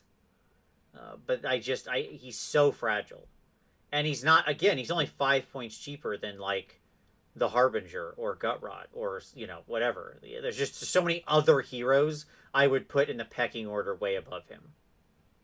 Right. Joel's going to continue to be on the Festus train. That's fine, buddy. I get it. I get it. We all have our heroes we love. All right, Paul. We've staved off talking about these guys long enough. We need to talk about the Magath Lords and why these dudes are stonks to the moon in the new edition. Okay? Now, I have the one for Orgoth's Demon Spew up here. He's my favorite one. Which one's your favorite one? I agree. He's my favorite as well. Okay. Now, it's not that the other two are bad, but I do think that, Blowab? I think Blowab is actually not great. Blowab is okay at best. He's interesting. I think I would put him at number 2. Okay. Because Morbidex is really mostly just a melee monster. And, if you happen to be running Nurglings, he can heal up Nurglings and give them +1 to wound. Sure. My problem with Blowab is he's on a 4-up base save. Yes. I agree. Yeah, whereas Morbidex and Orgoth's are both on a 3-up base save. And that difference is so big in AoS 3.0. Absolutely. But Orgoth's, what we can all agree on is that Orgoth's is amazing. Yes. I don't... I've seen some people not be so excited about him. And, listen, you have to put it in perspective of how many points you're spending on him to get what you're getting. Exactly. This dude's a 220-point hero monster. He is a hero monster with 12 wounds on a 3-up save. He's got a pretty nice move distance in Nurgle. 10 inches isn't bad. He's got a little shooting attack that, again, single attack shooting attacks are not great, but occasionally it'll do damage. Fine. Right? Whatever. It's there. Yeah. And his melee profile is it's okay. It's okay. Yeah. Right? He does. But that's not how you're taking him. Yeah, he does about 3 or 4 damage on average. Right? You're absolutely right. Hit us. Why is this guy so good? Man, I love this dude. He has one of the best command abilities in the army. Yep. Yep. You pick a Nurgle unit, not a demon, not a Rotbringer, not a mortal, any Nurgle unit. So that can include all of your coalition too. Yep. I like where exactly. So he can do this to Archeon. Just saying. And you reroll all wound rolls for that unit until your next hero phase. This is so good. It's a hero phase command ability, so it's not conflicting with the combat phase stuff. It rides until the next hero phase, and it's full reroll of wounds. So freaking good. This is a very rarefied buff in the new edition, right? Yes. To have straight rerolls like that. Yeah. And just to note, it's not straight rerolls. It is reroll failed. Sure. So we still need to worry about that old hanging chat of a rule. Yes. Most of the time, it will be just straight reroll, right? Because oftentimes, negatives to wound are also fairly rare, so you don't have to worry about it too much. I can't think of a single one. Actually, I can think of, now that I'm thinking about it, there's 2 in Nurgle. Yeah, sure. Sure, I was going to say, Nurgle has them, but also Volkia, the Bloodied, her shield gives a -1 to wound. So, anyways, this is so good. Okay, I don't, if you haven't played yet, if you have not played 3.0 yet, first of all, no issue, I understand. A lot of people aren't getting games yet, okay? But I'm going to tell you a story. Here's the story. I got in 2 games this weekend doing some tourney prep. And it was both against Host Arcanum, Archeon Tzeentch. Okay? Mhm. Like Archeon and Kairos. And I had one of my heroes in my potential build here was the Steam Tank Commander. Okay, because I'm a glutton for punishment and can't stop myself because I converted the model. He probably won't make the cut, but anyways, I was still trying him out. Now, the Steam Tank Commander is also a hero, not actually a monster, but a hero, with like 12 wounds on a 3-up save. Okay? Now, super buffed Archeon and Tzeentch is incredible. He makes tons of extra attacks, all on 2s and 2s, re-rolling everything. Right? So just basically all of his attacks hit and wound. You're lucky if one thing gets missed. Okay?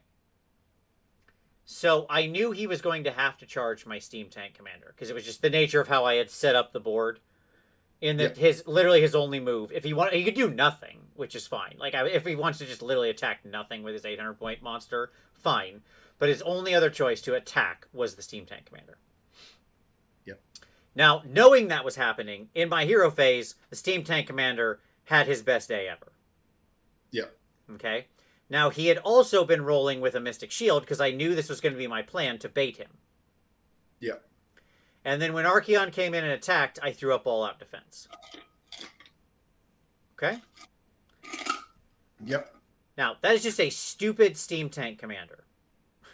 Yeah. So, 10 points more than this guy. Yep. And not a monster. Archeon, hyper-buffed Archeon, did 5 damage to my Steam Tank Commander. Bounced. The dude normally does like 30 when he's super buffed like that. Yeah. Okay. The power of being at a 3-up base save means that you can just easily stack up those defenses, go to 2s, right? And just punch and like rend 1, rend 2, nothing. You're still on 2s. Yep. Right.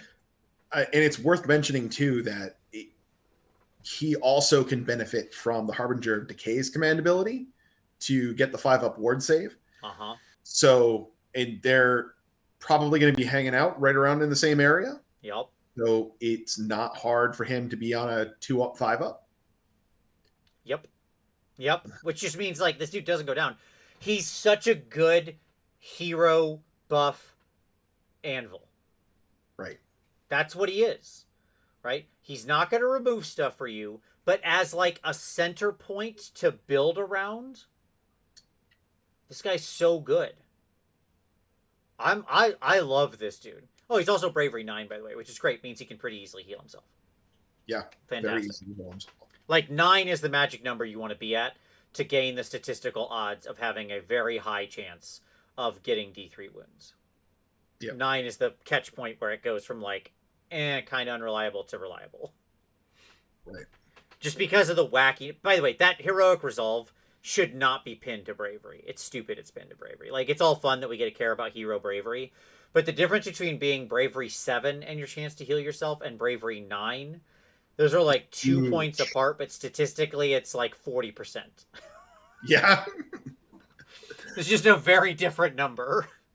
Yeah. Yeah, I love this guy. Yeah, I think people need to give him a look. And as mentioned, he is a mortal Nurgle, Rotbringer hero. He's not a demon.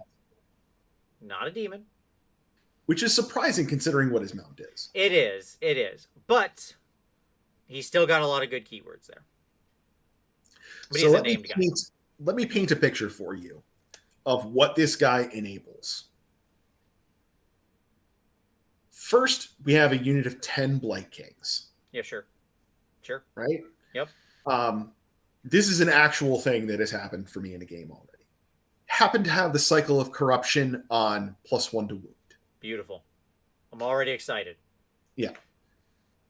Activate this command ability. Yep. Have the Harbinger of Decay activate his command ability next to them as well. Have the Lord of Afflictions fly in, charge a unit on its flank with the Rust Fang -1 to save. Bam.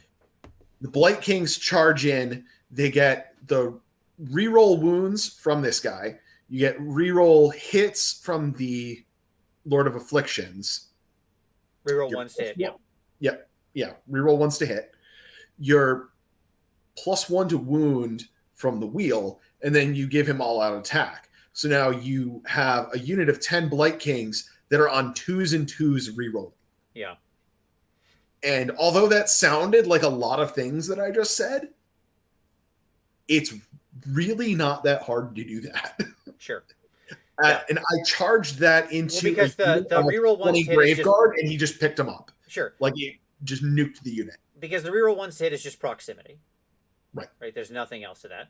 The wheel is just, it happened. You either reset the wheel through the spell or it ticked over to it. Again, right? So no effort, no drama llama. That's there. You used one command ability in the hero phase, right? On a pretty decent range, because this guy's just within 14 inches, right? Mm-hmm. And one command ability in the combat phase. Yeah. There it is. Like, it's not actually a stretch. So yeah, these dudes are sweet. I think this is finally their hour. Right? They originally came out in 8th edition. They were okay back in 8th edition. They were interesting. You saw them on the table once in a while, pre-AoS. You haven't really ever seen them on the table in AoS except for the very, very early days. Like almost pre-points days, you would see them every so often. Because some people had them pointed out interestingly in some of the comp systems that were around at the time. And, but yeah, I think these dudes, second look, finally their time has come. Took 6 years, but we got there. We got there. Yeah. Their time has come. Now is the time of these... What are these things called? Magath Lords. Magath Lords. That's what it is. I love all these things that have weird sub-names. Okay. And Magath Lord isn't even a keyword. It's just the name of the box. Sure. Yeah. It's just what they are, the three of them, right? Yeah. I get it. It's threes. It's a Nurgle thing. I get it. Nurgle likes threes. 3s and 7s. Okay. Let's talk about troops. Because there's some interesting stuff to talk about here. Ironically, not as much as the heroes. Because, I mean, it's not that your troops are bad. It's just that there's a lot of heroes that are worth talking about. There's tons of heroes, not a lot of troop choices. But that's fine, because all of your heroes are various different buff pieces for your troops. So you get the flavor of your troops through what heroes you're taking. Right.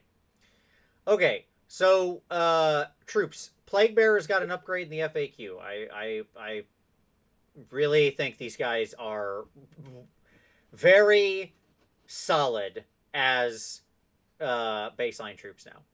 They are 110 points for 10, which I find deeply insulting. They absorb Bilepiper buffs well. They absorb Scrivener buffs well. They absorb actually quite a lot of buffs well, but fine. Right? They can, like, if you want to turn these guys into a ridiculous attacking unit, you actually can do it. Because they can get +1 attack from the command ability of the Great Unclean One, and then +1 attack from each Slobody and Scrivener. Yep. So they actually can be like 4 attack based troops, which is hilarious. I mean, they're still on 32s, so it's like whatever with 1 inch reach, but it's comical nonetheless. I think that's probably throwing good money after bad. Their point is to live as an anvil, not a hitter, but yeah, whatever. But now, because of the FAQ, they're just -1 to be hit all the time while you've got at least 10 models, melee and range. Yep. And they have a built-in +1 to save if they're within 7 inches of a Nurgle hero. Which, by the way, they're always going to be within 7 inches of a Nurgle hero. Exactly. And oh, sorry, let me answer a question. Brandon S. says, did I miss the Glocken?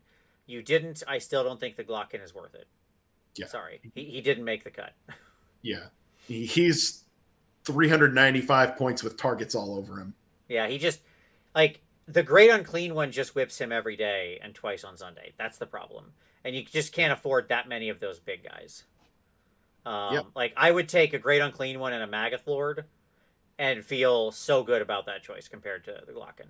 He just doesn't do enough. That's the problem. He's also softer than he should be. Yes.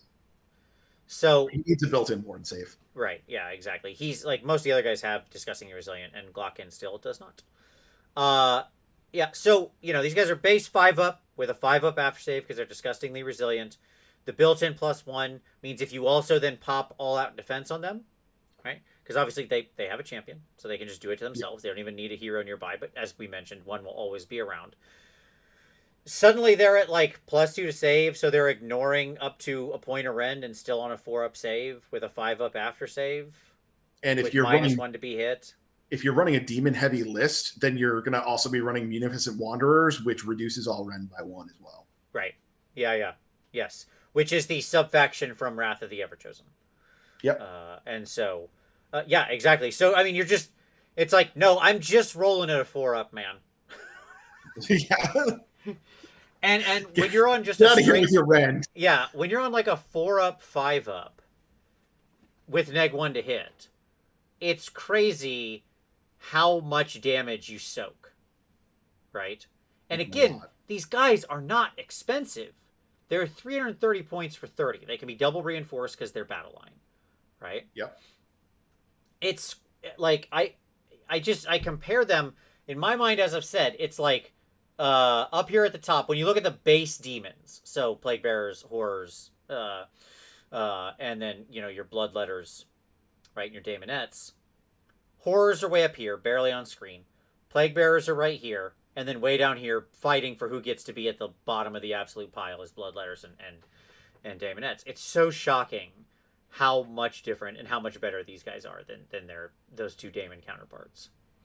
Yep, absolutely. They're one of the important things too is that -1 to hit in melee used to be for 20 or more models, and now it's 10 or more. So the buzz kind of going around is not running 30s of these guys, but running several 20s. Mm-hmm. Because it's such a resilient unit, 30s is almost overkill, right? You kind of want more.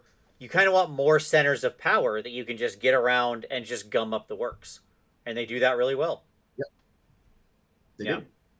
They're very hard to shift off of objectives. Yeah, I really like plague bearers. I think they're fantastic.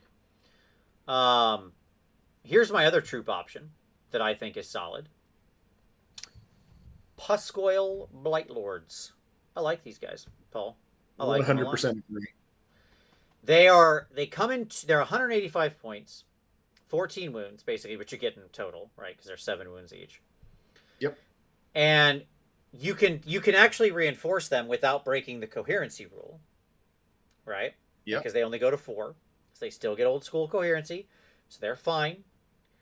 They're elite. They're one of the units that got this magic new keyword we just added, right? And they can actually do damage. And they can be really fast if the Lord of Afflictions is around. Like, really fast. Yep. Crazy fast. Lord of Afflictions takes them to a 16-inch move. Mm-hmm. And they fly. Yep.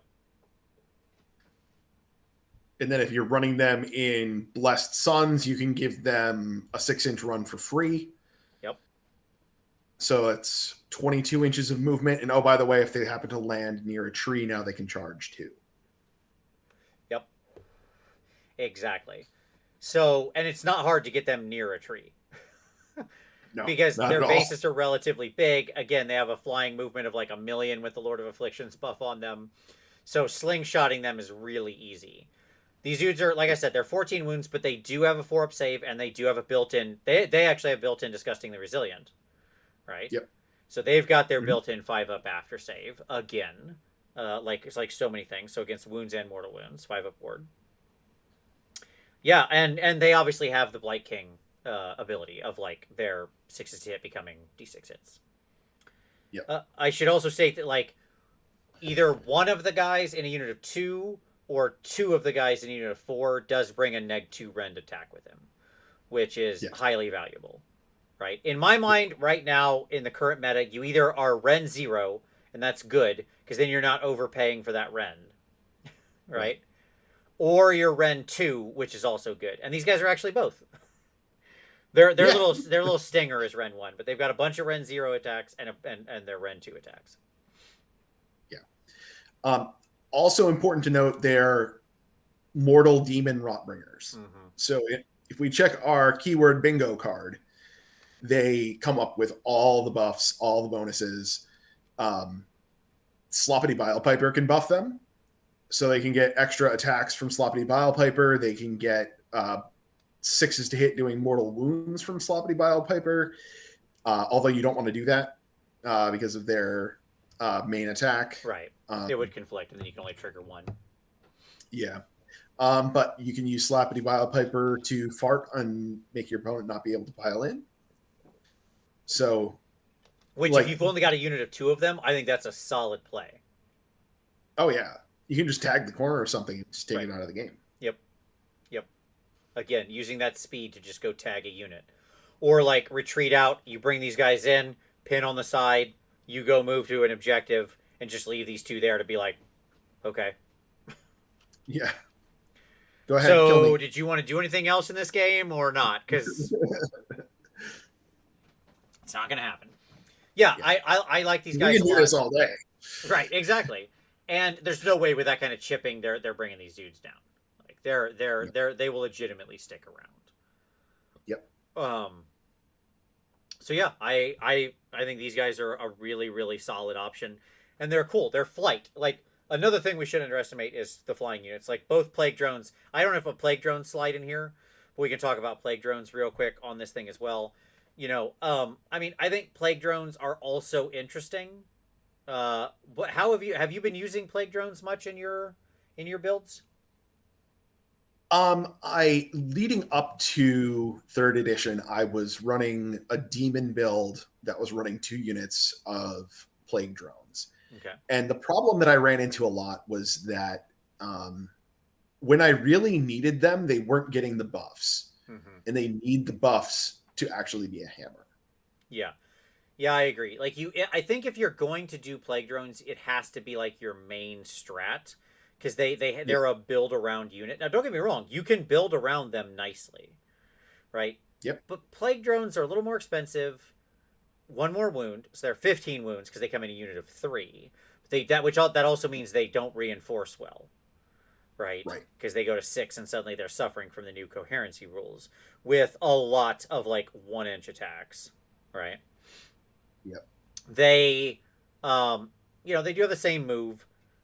They are demons, so they can get the demon stuff. They can get like the Scrivener can also buff them, because the Scrivener's Plague Bearer keyword, so you can actually use Scrivener buffs on them, which is cool. But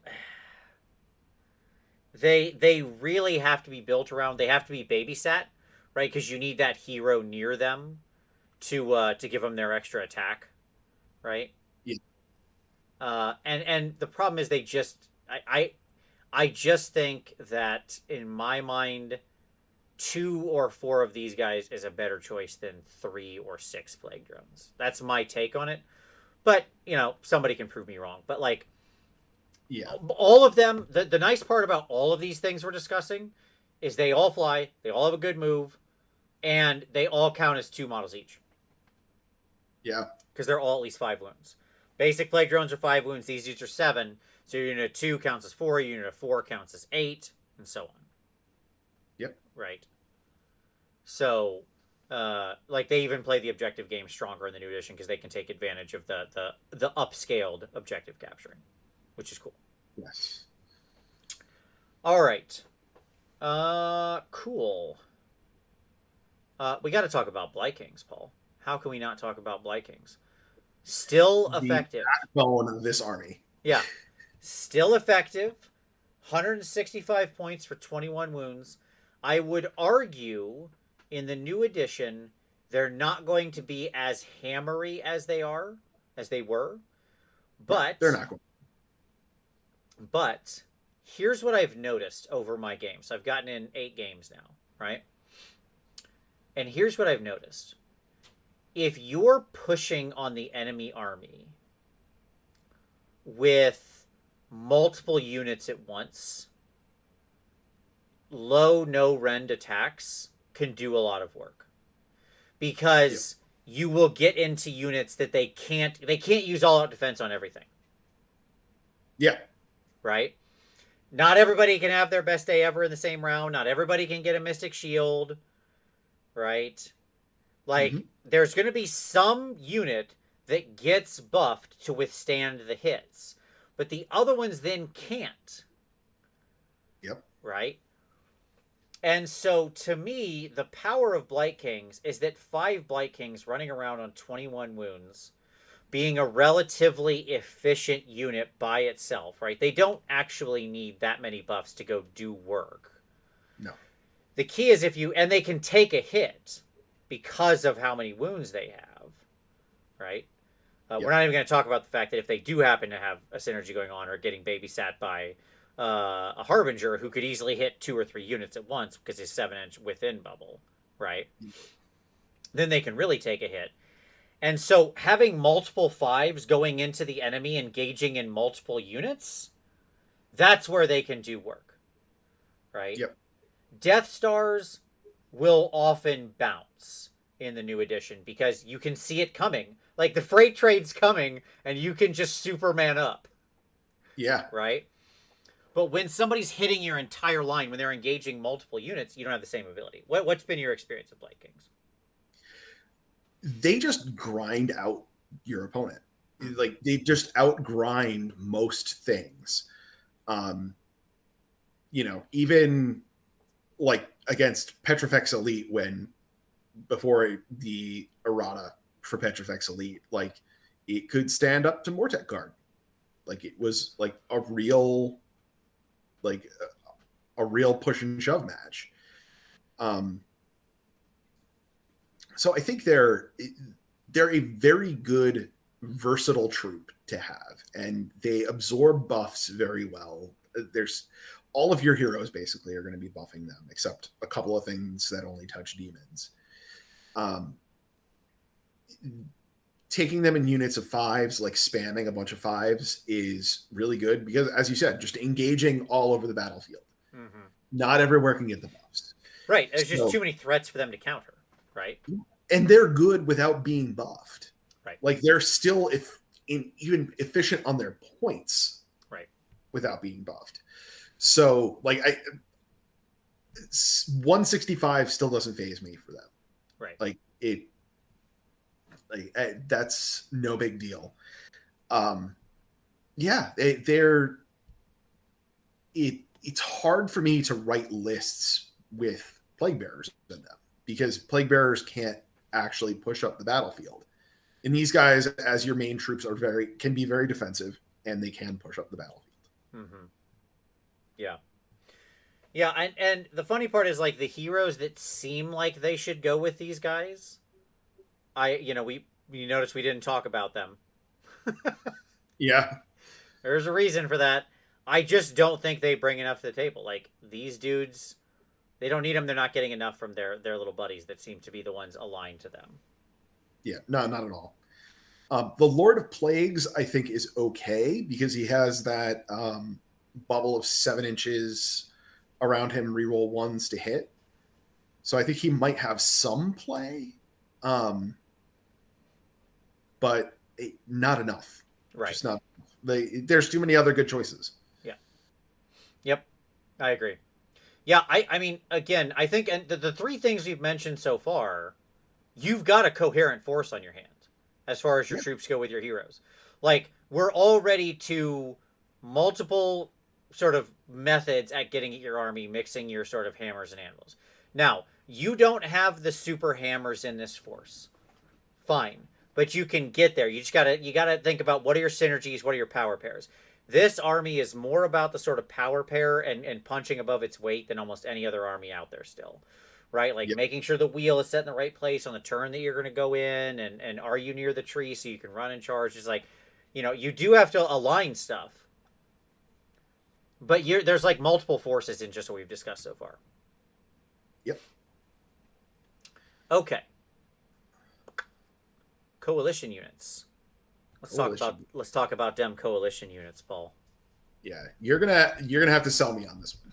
Well, I am ready to sell you, Paul. Let's Sell talk me. about Varangard and why they are amazing. Okay? So, Varangard are one of my top coalition picks in here. Okay? Now, why? Okay. So, because I like Orgots. All right? Mm-hmm. And I love me a Varangard Orgots combo. All right? And I'll tell you why. Let me tell you why, Paul. Because oftentimes when you take Varangard, I'm taking them to grind. So I'm giving them like the Demon Forged Blades or something like that. I think in Nurgle you could make the argument that these guys are worth it to take the Fell Spears. That's right, Paul. The Fell Spears. Okay? Mm-hmm. Because with Orgots, all right, what I'm going to do is Orgots is going to buff these dudes up because they're Nurgle keyworded. They're a Nurgle unit. They can absorb his buff. On the charge, the Fell Spears are 3 attacks, 3s. Normally they're 3s, 4s, neg 1, 2 damage. However, when you charge, they become 3s, 3s, neg 2 rend, 2 damage. So we got that all important neg 2 rend. Okay? Mm-hmm. And then if you give them and then what we're going to do is in the hero phase, we're going to give them reroll wounds. Right? And when we charge, somebody's going to give them +1 to hit. Strangely, Varangard can't give themselves +1 to hit. I have no explanation for this, but Orgots has the same move speed as them. He can keep the pace. Okay? Yep. So now we got the unit of 3 coming in. They're going to make 9 attacks on 2s, 3s rerolling, neg 2, 2 damage each. All right? And then once they're done, if I need to break a unit, we're going to do it again. Relentless Killers. Once per battle after you fought in the combat phase for the first time, when it's your turn to pick a unit to fight, they do it again. And they're still getting that Fell Spear bonus. Because they still charge that round. Mm-hmm. So now we've got a total of 18 attacks on 2s, 3s, neg 2, 2 damage. This is one of the few times I can see taking Varangard with a spear. And that actually maths out really well. Like, it's a lot of damage. Yes. Okay. And there's, I really enjoy this particular build. Now, I was going to get to that. Shannon says, what about ensorcelled weapons with Blades of Putrefaction? Okay. Also not bad. 6 attacks each, obviously, with that is good. Is super good, because now they're 18 attacks. You're going to fish some mortals out of Blades of Putrefaction. The thing about Blades is I never bet on it. Right? Yeah. That becomes then the strat. I'm betting all of those things I just mentioned are things I can guarantee. Yeah. Right? Because I didn't have to roll a spell or have the chance for anything to get unbound. There's other stuff you could do to them. Right? Mm-hmm. Like, that's not it. And as pointed out, yes, somebody said the horsies do some work too. Yeah. I mean, the horsies are also making 3 attacks. In that build, the horses would also be making 3 attacks on 3s and 2s. No rend 1 damage. So, like, you're gonna get some chip horse damage as well. Look out for horsies. Mm-hmm. So, this is what I'm bringing to you. This is what I'm bringing to you, Paul. 280 points, 15 wounds, 3 up base save. And they've got a 5 up against spells. It's interesting. I like it. I don't know if I personally would run it because I don't feel like it's quite my style, but I could see it being effective for somebody else. Sure. What I like about it is that the Varangard and Orgots are 500 points exactly. Yeah. And I love that. I love a nice. I can be like, and power pair, a quarter of my army, exactly as they should be. The math is perfect. Everything it is firing, right? I'm like, yes, this aligns exactly as it should be. Yes. So yeah. Now I also have in here at the bottom of the slide, Chaos Knights are a good stand-in budget option at 170. Right? Like Yep. if you need a cheaper option, Chaos Knights can also do a lot of work. They could also be built in multiple ways. They have a similar lance trick on the charge if you're going that direction, and could pull a Yep. lot of the same stuff. Yeah. Um, yeah, definitely really like Chaos Knights a lot in Nurgle. Yeah. And they if they have a Chaos Lord on Demonic Mount or Yep. Chaos Lord Harkadrak backing them up, they're even better. Even better, because again, nothing like the hero phase buffs. So Yeah. yes, But combines well. what I do want to throw out there, you didn't have this in the slide. I didn't prepare you for it. I'm just throwing you a curveball. Uh-oh, I'm ready. Curveball, ready? All Okay. right, hit me. I see your Varangard, Mm-hmm. and I raise you their daddy. Sure, Archeon. Now, here's the interesting thing Yes. that comes up in Nurgle and seems to just not matter anywhere else. Archeon's a demon, He is, yes. so he can absorb all of those demon buffs. Yes, he can. He can fart on people. He can. Absolutely true. And One in addition imagines to Dorgar's toots are unpleasant in the extreme because Dorgar eats souls, so he has Yeah, soul toots. yeah, I don't know what that would smell like, but I imagine it is unholy. Unpleasant. Yeah. So the other interesting thing here is we can take him in Munificent Wanderers, Mm-hmm. which makes him reduce all rend by 1. Yeah. That's hitting him because he would be a Nurgle demon. So that is just another way to make Archeon even more survivable than he already is. Sure. Yeah, I mean, okay. I think Archeon Nurgle is the fourth best use of Archeon. 5th best. No, fourth. 4th. Yeah, What's fifth is Slanesh. Really? Yeah. There's reasons. I talked about it on the Slanesh show. I went back and forth. I've thought about it. When I did it with Rob, I did a faction reaction with Rob. You can go check that out on the Honest Wargamer. And I talked about how Slanesh's use of Archeon is like the fourth or fifth. And it was fighting with Nurgle. And my current belief is it is the worst. So the official ranking is Tzeentch, Khorne, regular slaves, Nurgle, Slanesh. I can agree with that. Yeah.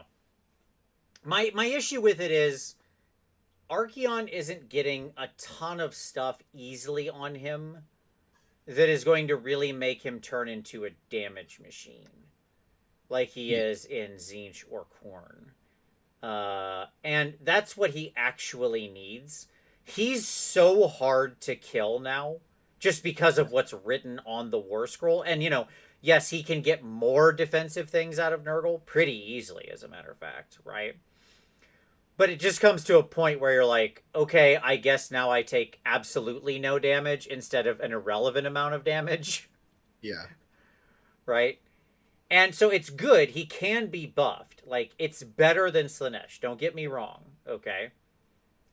But the problem is that you're not doing a ton of things that are making him more killy without really stretching for it. Right? Like, you're trying to combine a lot of hero buffs that those heroes are not naturally going to be near where Lunatic Archeon is at. Yeah. Right? Who is slingshotting off of trees and just anywhere he wants to be. Right? Yeah. He's so much faster. Now, it's not that you can't, there aren't some attack buffs. My point is they're just really hard to get consistently on him. Yeah. Right?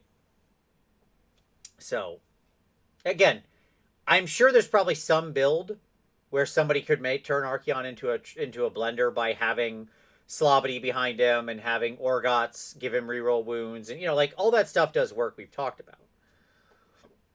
it just feels like it might be a weird investment. I'll say, though, another reason he's better here than he is in Slaanesh is because the rest of this army isn't so expensive that you just don't have anything else to put in here. Like, Archeon chews up 830 of your points, and there's still plenty of other options. Right? Like, you can still fill out the list nicely. You're not going to be low on wounds. It's like, and then some 165-point Blight Kings, and we're good. You know, I've still got meat. Right? So, yeah, I mean, I am not saying he's bad. I just think there are better lists. How about that? That would be my argument. I can agree with that. Okay. Yep. But yeah, it's a good discussion to have. Like, Archeon is just this massive thing that just looms over all discussions, right? Yeah. Absolutely. Zenai is giving all the different buffs in the chat that can go on. I know, as I said, I'm aware. I know how many he can absorb. My point is not he can't absorb them. My point is it's unlikely he'll have them very often or very long without making you move your army in a way you didn't want to. Right? You don't want to be chasing Archeon with 500 points of heroes. Like, that's just not an efficient use of your force. Mm-hmm. That's the problem.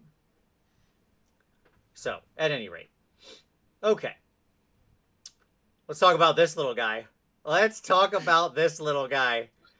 This little friend here. This little friend. Our 85-point friend. That you could probably pick up on the cheap because a bunch of people have extras of him that they're always selling because he's the alternate. You don't have to buy this one. You can buy the alternate one that comes off of the Screaming Bell because most people build the bell and not the furnace. So you just have an extra Plague Priest, right? Although, yep. I don't know how hard they're going to be to get now. Let me just say that. Like, now that Plague Priests are just so good. Yep. This little homeboy here can be a coalition unit. He can come in and bring his little priestly self in for only 85 points. And he can help with your damage problem because he can get Curse. Yep. He just shows up. Because you got a priest in your list, you get to assign a prayer scripture. I'm going to pick the universal one, and he's going to take Curse. I would point out, by the way, that he also brings with him the basic Bless prayer, which if you don't have, like, the Harbinger, he can also just throw Bless on your Blight Kings and give him a 6-up ward. Yep. So it's kind of interesting double use. Now, the trick with Curse is it 6s to mortals on the hit, so he doesn't pair well with Blight Kings or Puscoil Blight Lords, because that's multiple triggered effects on the 6 to hit. You can only pick one. Yep. But if I were going to try to build the Blender Plague Bearer attack, like where I have everybody but like giving my Plague Bearers 2, 3, 4 attacks, yeah, I'd have one of these little dudes behind like every 20 pack of Plague Bearers, just ready to go nuts. Yeah. Just like, where do I need to curse this round? Where are we cursing? Because you're going to come into me, I'm going to live, and then I'm going to curse you in my hero phase. Right? I just set up. Yep. His little tooty toot that he does around people, because at the end of the round he can like potentially sometimes hurt people. It doesn't affect Nurgle units either. So he can stand near his homies. No issues. No drama llama there. They're happy to see him. He fits right in with the team. Yeah, this guy's awesome. Love him. Also good for the units that Plague Drones are going to hit, by the way, too. Because Plague Drones just make, like, a ton of attacks. So he can be another way to turn your Plague Drones on. Yes. However, the only problem that I really have with Curse is that it's such close range. Sure. That's why it has to be the beta move, not the... Like, you can't run forward and curse somebody. That's not what's going to happen. Curse works best when you can set up to receive the charge, know you're going to survive it, right? And then strike back in your turn. And I think Nurgle's got the meat to do that. Right? Yeah. Nurgle absorbs charges very, very well. Yes. Donnie Rongo said, can he get Curse? Is it not an enhancement, or is that only spells? Coalition units can have enhancements. They cannot have... Allies have limitations. Coalition units can have enhancements. So, he still gets... They show up, and they... The only thing that coalition units don't do is they can't be the general, and they do not count towards your battle line. Exactly what that means is for an FAQ in about 2 weeks, so, or a week and a half now. Until then, they are Schrodinger's battle line. Until then, they're Schrodinger's battle line. Yes, we're not going to get into that. It's just true. But yeah, yeah. So like so where I've been using Curse, Paul, because I've been using Curse with this dude in my Skaven armies, and I sit in behind 60 blocks of clan rats. That seems like a good place that are battle shock immune, right? And I'm like, I don't know how hard you're gonna hit, but I bet it ain't 60 wounds hard. Yeah. Right? And so I'll move up and I'll bless the clan rats so they have a 6-up ward, which is hilarious to me. Right? And then I just wait to receive the charge. And then they come in, they don't kill very many rats, right? Because I'm on like a 5-up, 6-up. And then it comes back to my turn and I'm like, curse. and then the clan rats proceed to obliterate whatever they were just fighting. Nice. So, yeah, that's my move. What? I refresh my memory on what his prayer on his war scroll is. Oh, the actual plague priest. What does his prayer actually do? Yeah. So the actual prayer, it's so funny. I do not know this off the top of my head because I literally never use it. It's funny. He has 2 prayers. His first one is disease. You get to pick an enemy unit within 13 of this model and roll 1 die for each model in that unit. For each 6, they suffer a mortal wound. So he has a horde thinner base. Yep. And these are answered, by the way, on a 3+, his base prayers. And then Pestilence, point on the battlefield within 13, roll a dice for each unit within 3 inches of that point. On a 4+, they suffer D3 mortal wounds. So, yeah. So yeah, bless and curse. Bless and curse. Right. That's what he does. Bless, curse. Yeah, he's the mummy from Aqua Teen Hunger Force. That's all he's doing. He's just spitting out curses. Half the time they work. So that's all you need. Yeah. He's great. I mean, and he's so bargain basement cheap, right? Yeah. Like, it's worth taking a couple. It's like, oh no, 1 died. Okay. Shame. All right, let's talk allied units.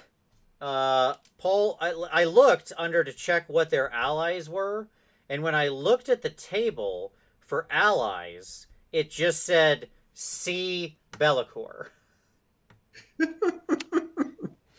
Because as near as I can tell, this guy is the only ally in Chaos. I think there might be an argument for Llama Cat. Okay. I like that. I could see Llama Cat. Interesting, cheap monster. Can make other people fight last. Has a big bravery penalty. Okay. All right. I'm a stand for Llama Cat, so I back you. But you can't use Llama Cat and Bellicor. Too many points. In which case, it's Bellicor. Yeah. Like, Bellicor is the answer to every problem. Right? Like, oh, Archeon's too powerful. Bellicor. Gotrek is too powerful. Bellicor. Right? Just like, I'm going to Bellicor you. It's always the answer.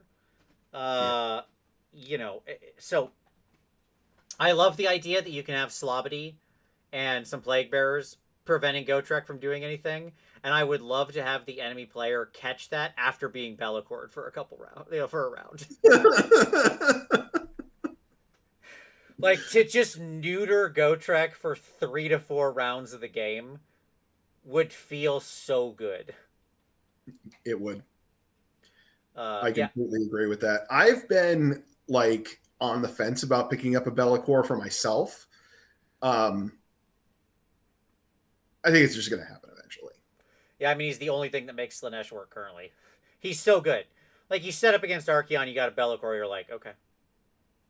I can handle this. Yeah. You know.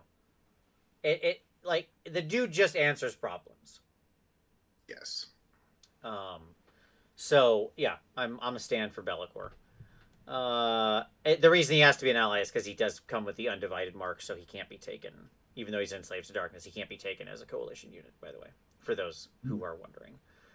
Because Bellicor serves no individual god, but he will happily show up to help any individual god. because he's in every Chaos Army that I've ever built, basically, now, since 3rd edition starts. Yeah. And it cracks me up that you can give, like, Ungor a Nurgle mark, but you cannot do that to Iron Golems. Yeah. Yeah. Well, weird rules intersections. Yes. Well, they're dedicated, so there you go. Yeah, I mean, is there, like, is Llamacat your only other ally? Is there any other ally worth discussing? I mean, anything else is going to be coalition. Right, that's the trick. Like, I was trying to think, maybe, like, the Fulmoroid Crusher, but it's for more mortal wounds splashing, but, you know, probably too expensive, not worth it. Yeah. Yeah.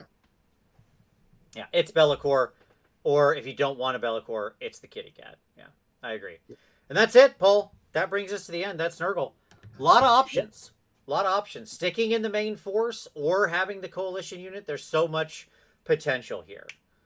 Somebody said, is the War Shrine coalitionable? Yes, it is. It is another priest you could bring in. The reason I like the little Plague Priest over the War Shrine is because the War Shrine is more expensive and some of its abilities don't work on your Nurgle stuff. Now, if you coalition in the War Shrine and a unit for its buffs to apply to, fine. That's a better deal. But then that's a different build on the army, right? Now you're tilting to be like, okay, X hundreds of points are going to go into coalition units because its ward save is only for slaves and its buffs are for slaves. So, yeah, but you can, because their coalition is 2 out of every 4. Plus, right. You can take allies. You can have 75% of your list be slaves to darkness. Yeah, like you can build like most of the gods now. You can build a god force, a Nurgle force that has very few actual traditional Nurgle units in it. Happily, I really don't think you need to, though. Like you can. It's fine. Yeah. Nothing wrong with it. Yeah. That's an interesting one. Zenice, the Khorne Demon Prince for the Bloodslit Ground. That could be a good one. That could be a good ally. All right. I like that. I hadn't thought about that tonight. That's a good call. It's a good one. Yeah, because, I mean, Bloodslick Ground is a stupidly powerful command ability. For those who don't know, you fire it off in the hero phase, and it creates a bubble around the Khorne Demon Prince of 18 inches, having all runs and charges. Oi. And then if you really want to get abusive, you can run a Demon Wizard with Glorious Afflictions. Goes off on a 6, has 28-inch range. And it halves all runs, charges, and moves. Which is yet another way to neuter something like Gotrek, right? You just slow him down. The important part about Bloodslit Ground is that if you've got that's another thing that can really slow down somebody like Archaon, right? Because if he fails even one charge in the game, it's so incredible. Like Archaon needs to earn his points 5 out of 5 rounds. He can't be sleeping because he's so much of your army. So even making him drop 1 round of activity where he just sits there like a dingus, is highly valuable. That's a great call. So I like that one. Good note to end on. All right, so that's Nurgle. Nurgle's got a lot of play. If they get a new book in October, Paul, we'll have you back and we'll talk about the new book. Sounds good. We'll see what changed. But Paul will be back again. He's got to keep his he's got a lot of appearances to make up to stay with up with Tyler. I know. I got +1 for this appearance. Indeed, that's right. You know what? Since I'm giving Tyler credit for co-hosting in this showdown, you get +2 for this, Paul, because you acted as both the guest and the co-host, so that counts. So you're actually up 2. There was actually another time that I did that when Tom wasn't here. It's true. So that's 2 +2s. There you go. So you're building. You're catching up. You're catching up. All right, everybody. We're catching on hours, though. Well, that's an impossibility. Thank you so much for watching. We hope you enjoyed this. If you love Grandfather Nurgle, hit that like button. It helps other people find the show, and it makes Nurgle smile with joyous rapture. So everybody, thank you so much. We really appreciate it. Don't forget to subscribe. Do all those fun YouTube-oriented things. Paul, brother, thanks. Super fun time as always, man. Thanks for coming on talking Nurgle with me. Thanks for having me as always. It's always fun. Don't forget to check out Paul's channel, Radio Free Hammer Hall. It is linked down in the description. Go hit him up if you want more Nurgly goodness. But as always, folks, we'll see you next Wednesday.